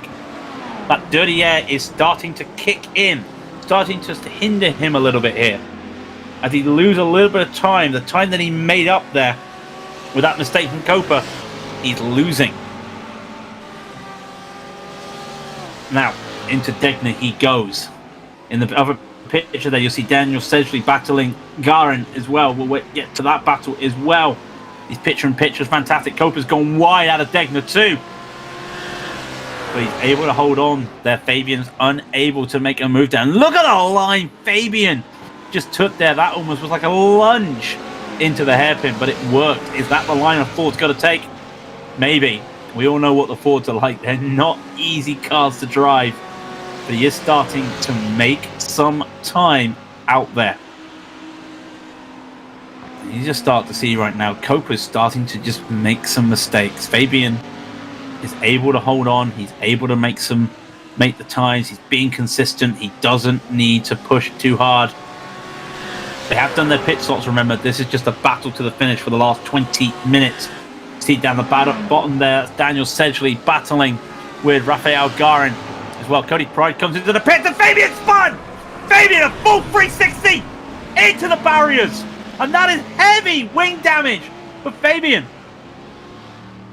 Big time damage there. I think he clipped the grass. That looked like a grass one. He went so wide. The car was going sideways the moment the back wheel went off the curb onto the Astro. That little lip just dropped the wheels there. The wheels just dropped off the platform there, and he just went around. Now, I know he does have damage to the wing. He's got big damage to the front. When I say big damage, I can see his wheel. So he hasn't got wheel arch there on the Ford. It should be drivable. That will not be a meatball. The question now is, does he have a straight steering wheel? Now, it's hard to tell at the moment, but we shall see. Look at that. I hate to say it, but if you're a fan of Scotland, the Scottish flag is not looking very nice on that wing anymore. Now, he doesn't have any steering damage. That's a good thing, but he's going to be affected a lot by that top speed. Kevin Platten may make a shock podium here. I say shock. It's not the end of it. It's only the first round, but getting a podium in full stop from where he was would be pretty good. Just picking up the pieces of what's been going on around him. But Copa now has a 4-second lead overall to Fabian, which makes it provisionally P1 for Copa once Schmidt and Ward has their pit stops. Now the track temp is dropping 25 Celsius now, as it's now almost 3 o'clock in the day. Dean Timms, I think, just had a tow. I'm not entirely sure what's happened there. I'll have to get some confirmation there. He did indeed have a tow, so not sure what happened there to Dean Timms. Oh, he's lost it at 130R. I think he took a bit too much speed into 130R. No, he got thrown off by a Pro-Am there, just having a little bit of a mistake. So that's it. Maxine Smith, by the way, I'm just looking at Maxine Smith, missed his pit box. Going to be losing time on Lewis Ward there, but as you can see, Oscar Copa does indeed take the lead. Lewis Ward comes out ahead of Maxine Smith. Going to get a lot of time to Maxine, to be fair. Maxine, sorry. And now here's the replay. Padawan here. Just... that's not a replay, sorry. This is live. This is the replay, though. We apologise for that. So, this is Kustan now. Is he going to have a little bit of a moment there? Too wide at Spoon straight away. And almost like what happened with Fabian. that back wheel goes over the curb onto the Astro. Remember, it's a little bit of a lip. You have got that lip on the curves. We all know how the curves are. And they just drop off. And then I think that is the moment you just put the wheel over that. You drop that wheel, and the wheel just drops down. All that power goes straight in, spinning wheel. You've heard the saying, you know, hit the ground running. That's what happens when you hit the ground running in a car. Well, apologies. So that, unfortunately, has happened there. So that opens up Clayton to try and get that P2 away from Fabian. But meanwhile, the positions, they are going to be a little bit skewed in the other classes, as some drivers have pitted, some drivers haven't. You see a battle there with Ethan Bass and Florian Kopin in the Pro-Ams for 4th and 5th. You see drivers in the amateurs going in for their pit stops, and Panama's had a spin. Leader of the amateurs had a spin and almost came and collected another car. Going to lose a bit of time there. And that's not what he needs to see. Other drivers taking their pit stop there. That spin is not going to help him, because at the end of the day, he has to pit still. Drivers around him have not pitted. So Ethan Bass has not pitted. He's battling. No, he has pitted. Sorry, he's battling Florian Kopin. Can Kopin get past this rocket of a Ford? We know what the Ford can do, as we were saying. And Ethan Bass likes having speed on this Ford. Gone are the days where the Ford had a different gearing ratio to the GT3s, and it allowed them to just do really long gears and top speeds on long tracks like Daytona, Le Mans, Spa. Nowadays, it is a little bit more technical. Try and work it out as Padaman drifts into the pit box.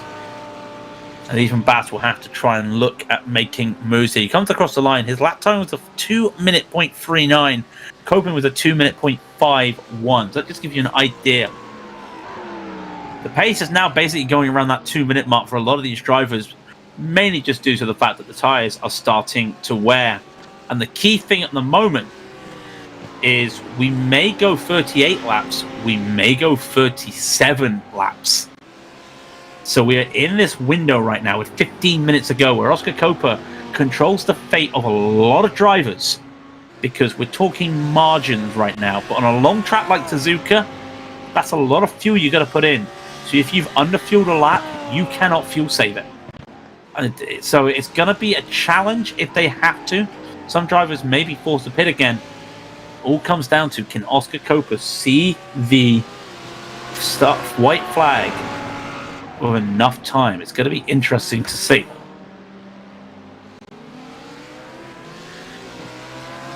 So, not a lot going on out there at the moment. You've just got to, again, you've got to just keep yourself calm. They've now done an hour. So now there's no iRacing official that goes longer, is as long as this. We've gone over that. So for a lot of drivers, they're in, I wouldn't say unknown territory, but for the car, it is unknown territory. They have to be careful what they're doing now, because the tires are going to be a little bit more worn than they're used to. The fuel, that's going to be crucial. The gaps are still the same, and some gaps have not changed since the start of the race.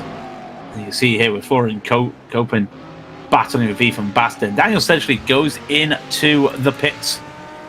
He finally heads into the pits there, so that will move these two drivers up. And I'm really curious of these times here. Once again, Ethan Bass at a 2:24 and Kopin did a 2:12. There's nothing to split between these two, and you can see that number again. It's in orange. Now it's back to yellow. It is so close. But they now inherit. Ethan Bass will inherit that P3. Kopin will be P4. So the battle for the last slot on the podium. The all-important final spot on the podium, just to get a nice little kickstart to your championship, really. If you can get a good position here, sets you off nicely. You know what you're in store for. And when you think about it, the Suzuka sets, they probably will take some of the parts of the Suzuka set and probably use it when it comes to their Silverstone sets next week. They'll probably look at some of those sets, see what they incorporate in it, or see if they can reuse. You can't reuse a Suzuka set for Silverstone, I think, just due to downforce reasons, but you can give yourself a good little baseline to start from in this situation. So Ethan Bass will definitely be doing that as he holds on Florian Kopin. Again, you're not missing anything elsewhere apart from that little battle in the amateurs at the rest of their podium there. That is Van der Broek versus Michael Paterman, and we'll keep our eyes on that as well. They are the two battles we've got with 11 minutes 39 to go in the race.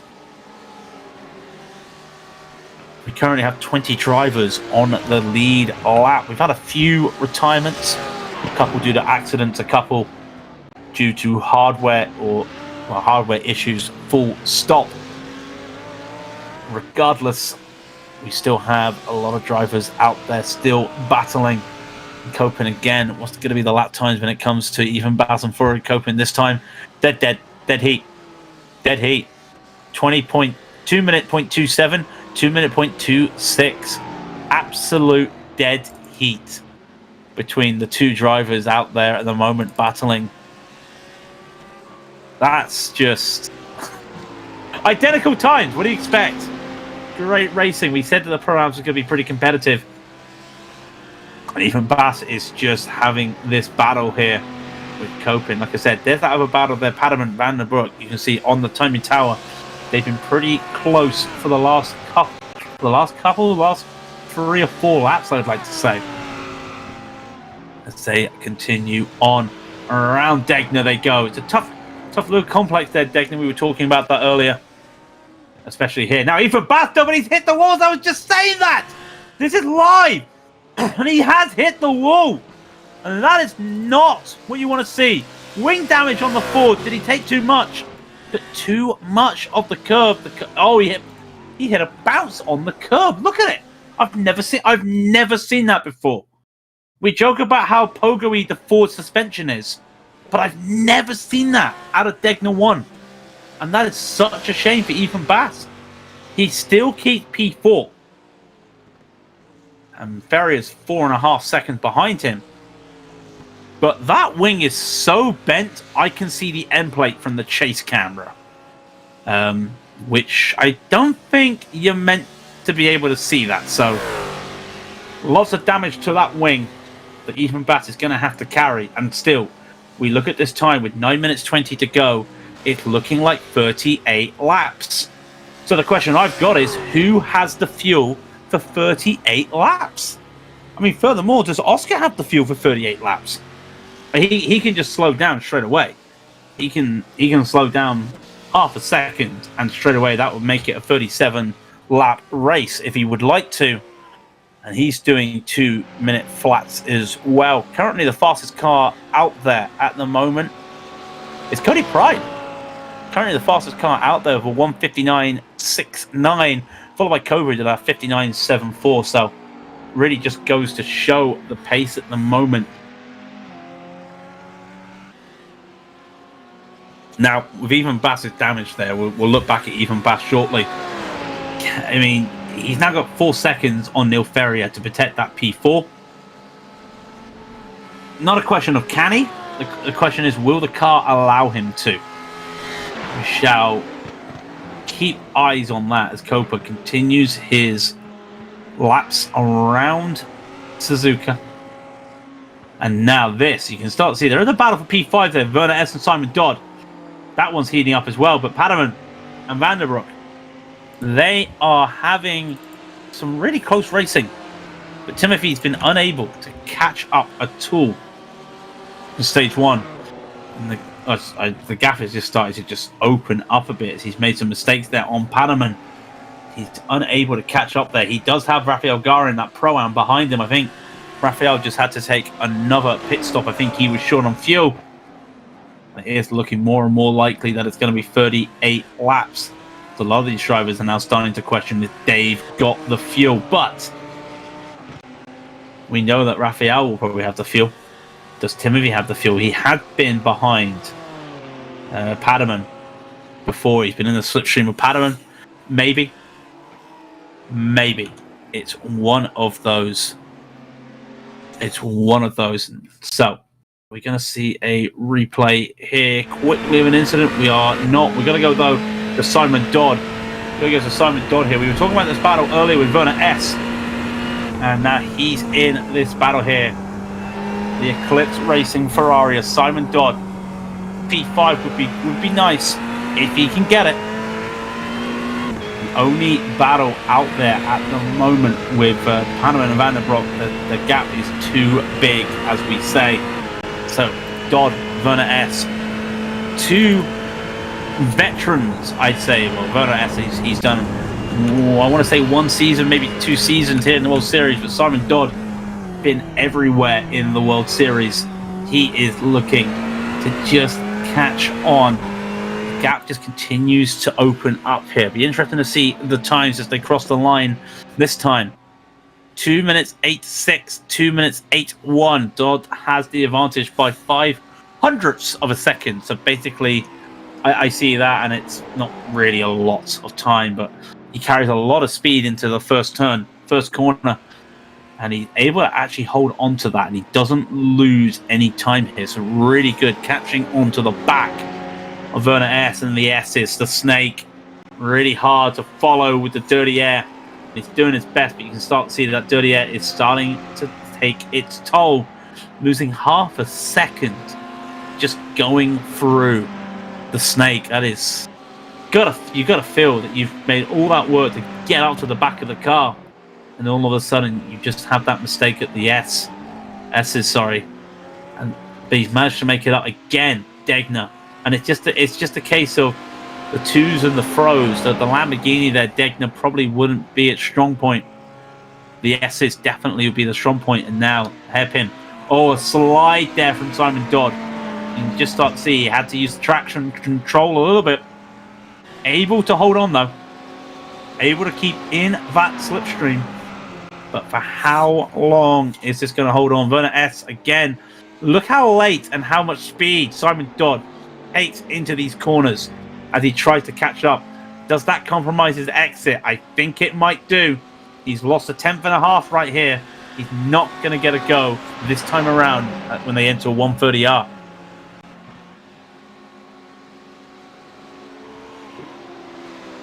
And there you go, there's confirmation. Does not have the speed at the moment. At the moment. But all things can happen very quickly. Panama and Van der Broek, they have closed up again, as you start to see as well. Not missing anything in that little dance. Simon Dodd, now the gap is 0.6, and you can start to see they actually were identical in times. Just 2,000 separate them as Dodd goes wide through the first turn. Able to hold on to it though, so all well for him. So like I said, we're not missing anything elsewhere. Just the nature really, after fuel stops, you do get these situations where a lot of the cars are just starting to spread out a little bit as people take different strategies, with a little bit more speed, a little bit more pace. And then you get these battles here, Paterman, Van der Broek, then of course Werner S and Simon Dodd. The gaps look close, they are close, but it's so tough to just get right behind somebody on some of these treacherous corners around here, like the S's, like your Spoon, like your chicane, your 130R. It's very tough to make these working. You've got to try and do it here. It isn't easy. And you start to see he's trying to catch up there. He does have that Pro-Am of Garin behind him. That is not a car he's battling. That is a different class car behind Timothy for step one, or stage one, sorry. They just come through there. Again, we look at the times. It's always interesting to see, are they gaining? Not just on track position, but with speed. He tries to break the toe now. 2.62, 2.36. So yes, Timothy has been catching. He took 3 attempts out that last lap. And all of a sudden, that number goes to orange. And he's starting to catch up. Can he continue this race, this catch up here, to try and take this P2 over Panama? The BMW really starting to show its worth here as the time now draws near. 2 minutes remaining in the race. Oscar Cope across the line. We are definitely doing 38 laps. There were 5 to 10 seconds left when Oscar Cope crossed the line. So this is definitely 2 laps to go. He cannot even save that time at the moment. That just goes to show you how it is. Cody Pry unable to catch up to Fabian there in the Ford, so he's unable to do anything. So we will keep our eyes on these battles here. Panama and Vanderbroek. The gap closes, the gap expands, and then closes again. Simon Donald and Werner S also having their little battle as well. Same thing, closes and expands. It'll be very interesting to see, really, because this is just one thing. And there's Oscar Coper in the picture-in-picture. He's on the penultimate lap here as he comes around Spoon. Now, he is behind Simon Dawn and Werner S, who's in their own little battle, but he won't get to them in time. Padaman here as well. Can he do anything to hold on here? The gap, again, he's able to just pull away in those technical sections that allow him to just pull away from Timothy Vanderbroek. And then all of a sudden, he's unable to just hold on. He's used that dirty air. He's forced to use the dirty air. He's forced to just wait his time. So he's losing time. Simon Dodd as well. He was in that battle you were seeing. Unfortunately, he had a moment as well. So he has to now fight over once again. But Oscar Coper will be coming across one last time. Look how close it is on the timing tower there. 42, 43, 44, 45. There's going to be a couple seconds left. And there you go. 1 second left. Oscar Coper is... Sorry, 1 second left? I apologize. That was 11 seconds left. Oscar Coper will take the white flag. And when you think a lot of these drivers that we've been looking at, they have to go around again. Been a quiet race for Oscar Coper, but he had managed to inherit that lead that his teammate Sean Campbell lost. And of course he inherited as well with Fabian making the mistake. His battles then were kind of done for the day there, and he was able to enjoy the last 20 minutes of the race. But you still got to get around the track, keep yourself fast, and also not crash out. As Coper's been able to do that. Vanderbroek here battling Padaman. I don't think he's got anything left in the tank. They got to go around again though. They are not on the white flag, as is all these amateurs, including that Werner S and Simon Dodd battle we were talking about earlier. They have to go around again, which is going to be very frustrating for a lot of these drivers here. But I digress, we shall keep our eyes on Sophie Ridpad, by the way. It was a disqualification a couple laps ago. So we're down to 19 cars on the lead lap. Is there anything here? To see that gap has now started to just open up there. Vanderbroek is unable to make anything. And also, out of nowhere, Florian Coping has caught onto the back of Chris Daines. Now, what has happened to Chris Daines for him to lose time here? Has there been a mistake? We shall wait and see. But, coming out the chicane one last time, your winner for Suzuka is going to be Oscar Coper. He makes his return to the championship with a win in pre-qualifying. Oscar Coper wins at Suzuka. Fabian will come across the line with that damaged Ford. He will take that P2, and Cody Pride will get a well-earned P3. Keeping it together for Full Send Racing. He will hold on to that P3, just what he wants to see. Adam Chmielewski will be the next man around. He's just got a bit of time. Now, he's had some damage. He's got some damage to the back of that car. No idea what's happened there to Chmielewski to get that much damage. But he's holding on Chris Daines. Can Chris Daines hold on to Florian Copin? That's the next question. Adam looks like he's got this all tied up here. But Copin can make a last-ditch effort. Here comes Copin. It's going to have to be a dart to the line. I don't think he's got it. He does not have the speed. Chris Danes will hold on to P2. A little bit of a drag race there, but it's not going to be. It's going to be all for naught as Chris Danes will take that P2. Florian Kopin will come home in P3. And then Juan Manuel Correa, he had the victory from the moment he left the start line for the amateurs. We got a little bit of a wait for the rest of the amateurs, but he will take the amateur victory here for the first race of the season. And then Michael Paterman has managed to hold off Timothy van der Broek here. Paterman will hold on to that P2. He will come across the line. He takes the P2. Van der Broek will take that P3. Can Simon Dodd, by the way, get that over Werner S? No. Unfortunately, they'll be one of the last ones to cross the line.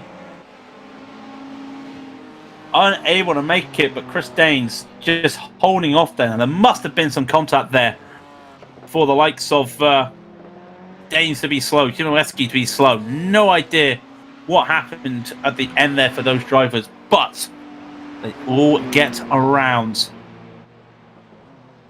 and they are able to hold on to it. So I think there's just a couple more drivers left to finish. They are just a lap down. I think they just got caught out, but they will be finishing. I think everyone has indeed finished. Yep, I've got checkered flags everywhere on the race. So this race is officially in the books. And we'll do the amateurs quickly as Juan Manuel Correa will take home the victory in the amateurs. And look at that battle. 18 seconds ahead of the likes of Paterman and Van der Broek. And then you got Padero there. Angel Padero will take that P4 and Werner S will be P5. Where did Simon Dodd turn up? Did Simon Dodd get disqualified? Oh no, because he was battling Werner S. Apologies. It's looking at somebody else there. Then you can see Gasecki was a lap down, as was Andy Madel and Michael Fowler. And Dean Timms pitted and retired 11 laps down. And then Adam Chimoleski will take the Pro-Ams. A bit of a closer finish at the end there. No idea what happened there. But he finishes ahead of Chris Danes, who just holds on the late surge from Florian Kopin. Ethan Bass had a chance there at a podium, but unfortunately a mistake at Degner cost him. But he does get a P4, and Neil Ferrier will get that P5. Daniel Sedgley comes home in P6, and Rafael Garin will be 7th, and then Quinton Custal a lap down. Sergio Ripad disqualified 3 laps down. Stuart Reynolds retired, as did Alvin Kelberg, and then Harry Wills and James Pearce. Both of them had retirements. But when we come to the pros, it is Oscar Coper's day to shine once again. He takes the victory over Fabian Scheisteg, who was really battling with him until that moment at 130R. Cost Fabian any chance of a victory, but he held on for P2. Cody Pride gets a well-deserved P3 in the pre-qualifying round, and Lewis Ward gets that P4. Maxent Smith will come home in 5th, and Kevin Platten will be 6th. And then Sean Campbell unfortunately had a network issue and had to retire, and Jesse Jones as well had to retire as well. I think it was just a park the car moment for him. So we do have some people waiting for us in the interview room. So I think we'll let's get ourselves a little bit of let's say hello to Neil Ferrier once again. Good evening, Neil. It was quite an interesting race for you there. Almost caught up to the back there of Ethan Bass, but was it very nice to just stretch your legs and get used to the format? Well, I did attempt to do the Bush Cup stuff before. Unfortunately, times and stuff never worked out. But it's been good. It's always nice to get this. I like how this is run, where you get like this practice race, even though it's for your qualifying position for the round 1. But it's always good to get your head round how it works, and especially with the starter zones and stuff. Because obviously a lot of people that do official stuff are used to just going on the green. So what these guys have done with the starter zone, I prefer it. With no overtaking and stuff beforehand, before the actual finish line. So it's good. Yeah, it's one of those things. It's one of those things that you've just got to tell yourself: don't put your foot on the throttle when you see that green light. because I know a lot of people, some people have done that before, and it is one of those things. But it is a real challenge there as well. I mean, as well, we noticed as well, you were a little bit of a bubble at some time. But were you trying to fuel save? Were you just getting as well? Were you also just getting to grip with the 2 fuel stops? To be fair, that was me flat out the whole time, to be honest with you. And never even thought about fuel saving. I just wanted to go out and see what I could actually do. But yeah, I kind of got myself into that bubble where I was like, I had a big spin at 130R on my first pit stop, which was, I don't know if you caught it on the stream or not, I done a full 360 and just kept it out the wall. So I was like, oh, right. Because at that point, when you're facing the wrong way and you see the wall in your rear view mirror, you're like, that's me done. So I just pitted as soon as I spun, and then after that, that was it. I was kind of in my own wee zone there.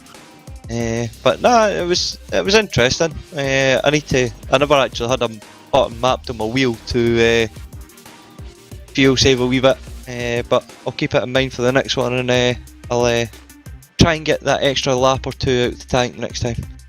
Yeah, and of course it's Silverstone next week, the first round.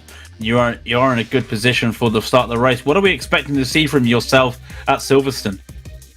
To be fair, I've already done as you can see, I never had the proper banners and stuff on the car tonight, but I did do UK GT there recently, so yeah, it should play into my hand a wee bit. Where obviously it depends on track temperature and stuff like that, but yeah, I know roughly what I need to do at Silverstone for fuel and how we can take care of the tyres and stuff like that. So yeah, it's going to be interesting.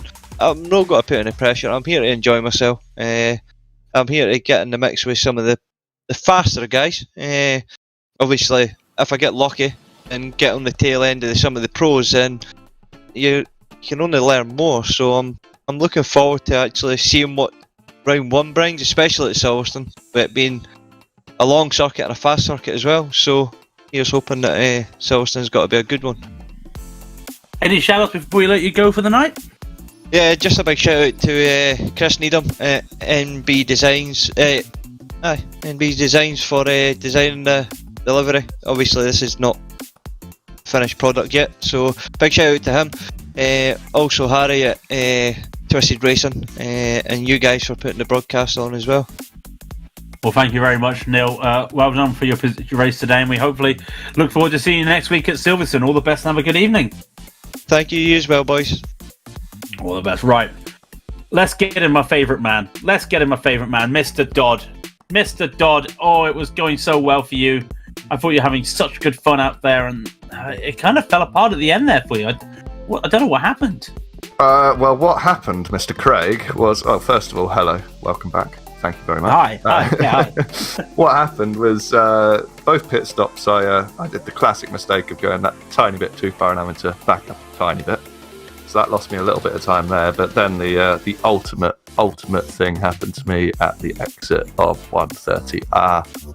And I put a wheel a little bit too far over that curb, and it just spat me back across the track, spun me, bounced me into the barriers, and that put me down from third into wherever I finished, basically. I think it put me down a couple more places, and I managed to gain some back, but I had a good battle with Werner at the end, which was nice. Just with that damage, I just couldn't get past him. Even if I came out of the what's it called? The triangle pyramid, whatever it is, the chicane at the end. Casio triangle, yeah. Yeah, the triangle, yeah. If I came out of that right up his backside, still didn't have enough speed because of the little bit of damage I had, unfortunately. So it wasn't to be, but at least I got it out of the way in press week next week, Silverstone. So fingers crossed for that. Looking forward to Silverstone. Actually, didn't you win at Silverstone last season? I think you might be on a hot streak at Silverstone. I don't think I've won. No, it was the last race of the season, wasn't it? And I had a little bit of a coming together with Dean coming into the pits. Oops. Which, yeah, it pushed him over the speed limit and then gave him a stop-go penalty or drive-through penalty, which basically ruined his chance of winning the championship. But we won't talk about that because I said sorry. No, we can edit that out. It's not live. We can totally edit that out, right, Simon? Yeah. I mean, you love Silverstone anyway, so it's going to be fantastic. Apart from bumping into people and causing them to speed, are you looking? I know you're always looking for fun, but surely you must be looking at a victory at Silverstone. Surely, come on, come on. I'd like to think so, but is it Miguel the guy that won tonight in the AMS, Yeah. he has got a lot of pace. Like, it's just insane amount of pace in that car. I don't know where he's finding it, but if I can be up there with him, I'll be happy. I'll go for the win, but I think top 3 is more realistic. Although my setup for Silverstone, thanks to Twiggy, is rather special for Silverstone, so fingers crossed that'll give me that little edge. Yeah. Any shout-outs before we let you go? Eclipse Racing Team, the admins, obviously, for the league, you guys as broadcasters, and Police Cyber Alarm. Sign up if you're an organisation in the UK. Yes, please do. Yes, Simon, all the best. I love talking to you. You need to. I need to see your beautiful face on the stream again. It's not a lot, but it's fantastic to see you. It's the man crush, Simon Dodd. Simon, thank you very much. Have a good evening. We'll see you next week at Silverstone. See you next week, mate. Cheers. And from one driver that had a mistake at 130R to a driver that had a mistake at Degna 2. Sorry for bringing it up, Ethan, but I've never seen a car pogo like that out of Degna 1. That was an unfortunate incident there for you. That was a case of you can't blame me for trying to catch Danes in the latter part of that race. That was basically what happened, but a minor mistake. That's all it takes. It's Suzuka. It's old school. I love it. Yeah, no, it definitely is as well. And the Ford, not just you, but also other drivers at the field, it was having really good time around him. I always forget because it used to have top speed, the Ford, due to the gearing. What makes it so like? It probably isn't a good car for Suzuka, but there's something that drivers are able to like get out of the car to make it good at Suzuka. What is it? Well, I know Fabian are not running the same setups, but case of it's knowing your limits around here and utilising the strengths of the car where you can. For the S's, it is a joy to drive, and so long as you know your limits at the curves as you can at Degnos, you can still get speed out of the car. So of course, Silverstone. Now we know how good you are at Silverstone. Of course, every week there's a high-speed track or a track with intermediate corners and such. There's always a thing that you can just circle it and think that's a Ford track. Are we expecting to see, as long as it's a clean race, are we expecting to see you up on the podiums again for the race? The Pro-Am feels ridiculously strong, I have to say about that. Like Adam, sorry, I can't pronounce his last name, that won that race, he was long gone. There was just no catching him. I think the only way I would have caught him was if I got into the draft, which was part of the reason for the strategy of I did a box lap 14, I think it was. I did short field to try and jump him, but he had too much of a gap and too much speed. It potentially let me catch Danes, but I absolutely messed up the second stop, unfortunately. So, and then I just overdrove it and put it into the wall for a little bit to end fourth, but I'll take that. Yeah, well, they always say it's always good to get it out of the way when it's pre-qualifying. Any shout-outs before we let you go for the night? Once again, I want to thank the TechSense FitSty boys for letting me run this car. Then all the sponsors here for Race Anywhere, Sim3D, and Go for the Gap. Great league you guys run, and I'll enjoy watching that. Thanks to the admins for organising it. Well, Ethan, congratulations commiserations as well for the accident, but congratulations for a well-fought P4. We hope to look forward to seeing you next week when we go to Silverstone. All the best, my friend. Thank you very much. Silverstone was good last season. Let's hope for it's good again. Well, that is it for the evening, ladies and gentlemen. I hope you have enjoyed what you have seen tonight. It's been a nice little kickstart for the season 2 for the Europeans here at the World Series. And it's always great to see all the people out in force to watch. If you like what you've seen, if your first time here, feel free to hit that thumbs up and hit the subscribe button. There are more leagues and more broadcasts coming here on Absolute Sim Racing, including the Americas series later on tonight, which, this is a good little way to get yourself introduced to the Americas series. Those Americans, I'm not saying they're trying to one up the Europeans, but they are very competitive and they are very close. Always some fantastic racing on hand between those drivers, so do check them out. Once again, check out our social medias and also check out the links to our sponsors. Race Anywhere, of course, the main sponsor for the series. Then, of course, Sim3D and Go for the Gap. It's been a fun evening at Suzuka, and next week we go to Silverstone. We hope to see as many of you there as possible. But until then, have a safe night, a good week, and keep yourself clean on the track. Good evening, ladies and gentlemen.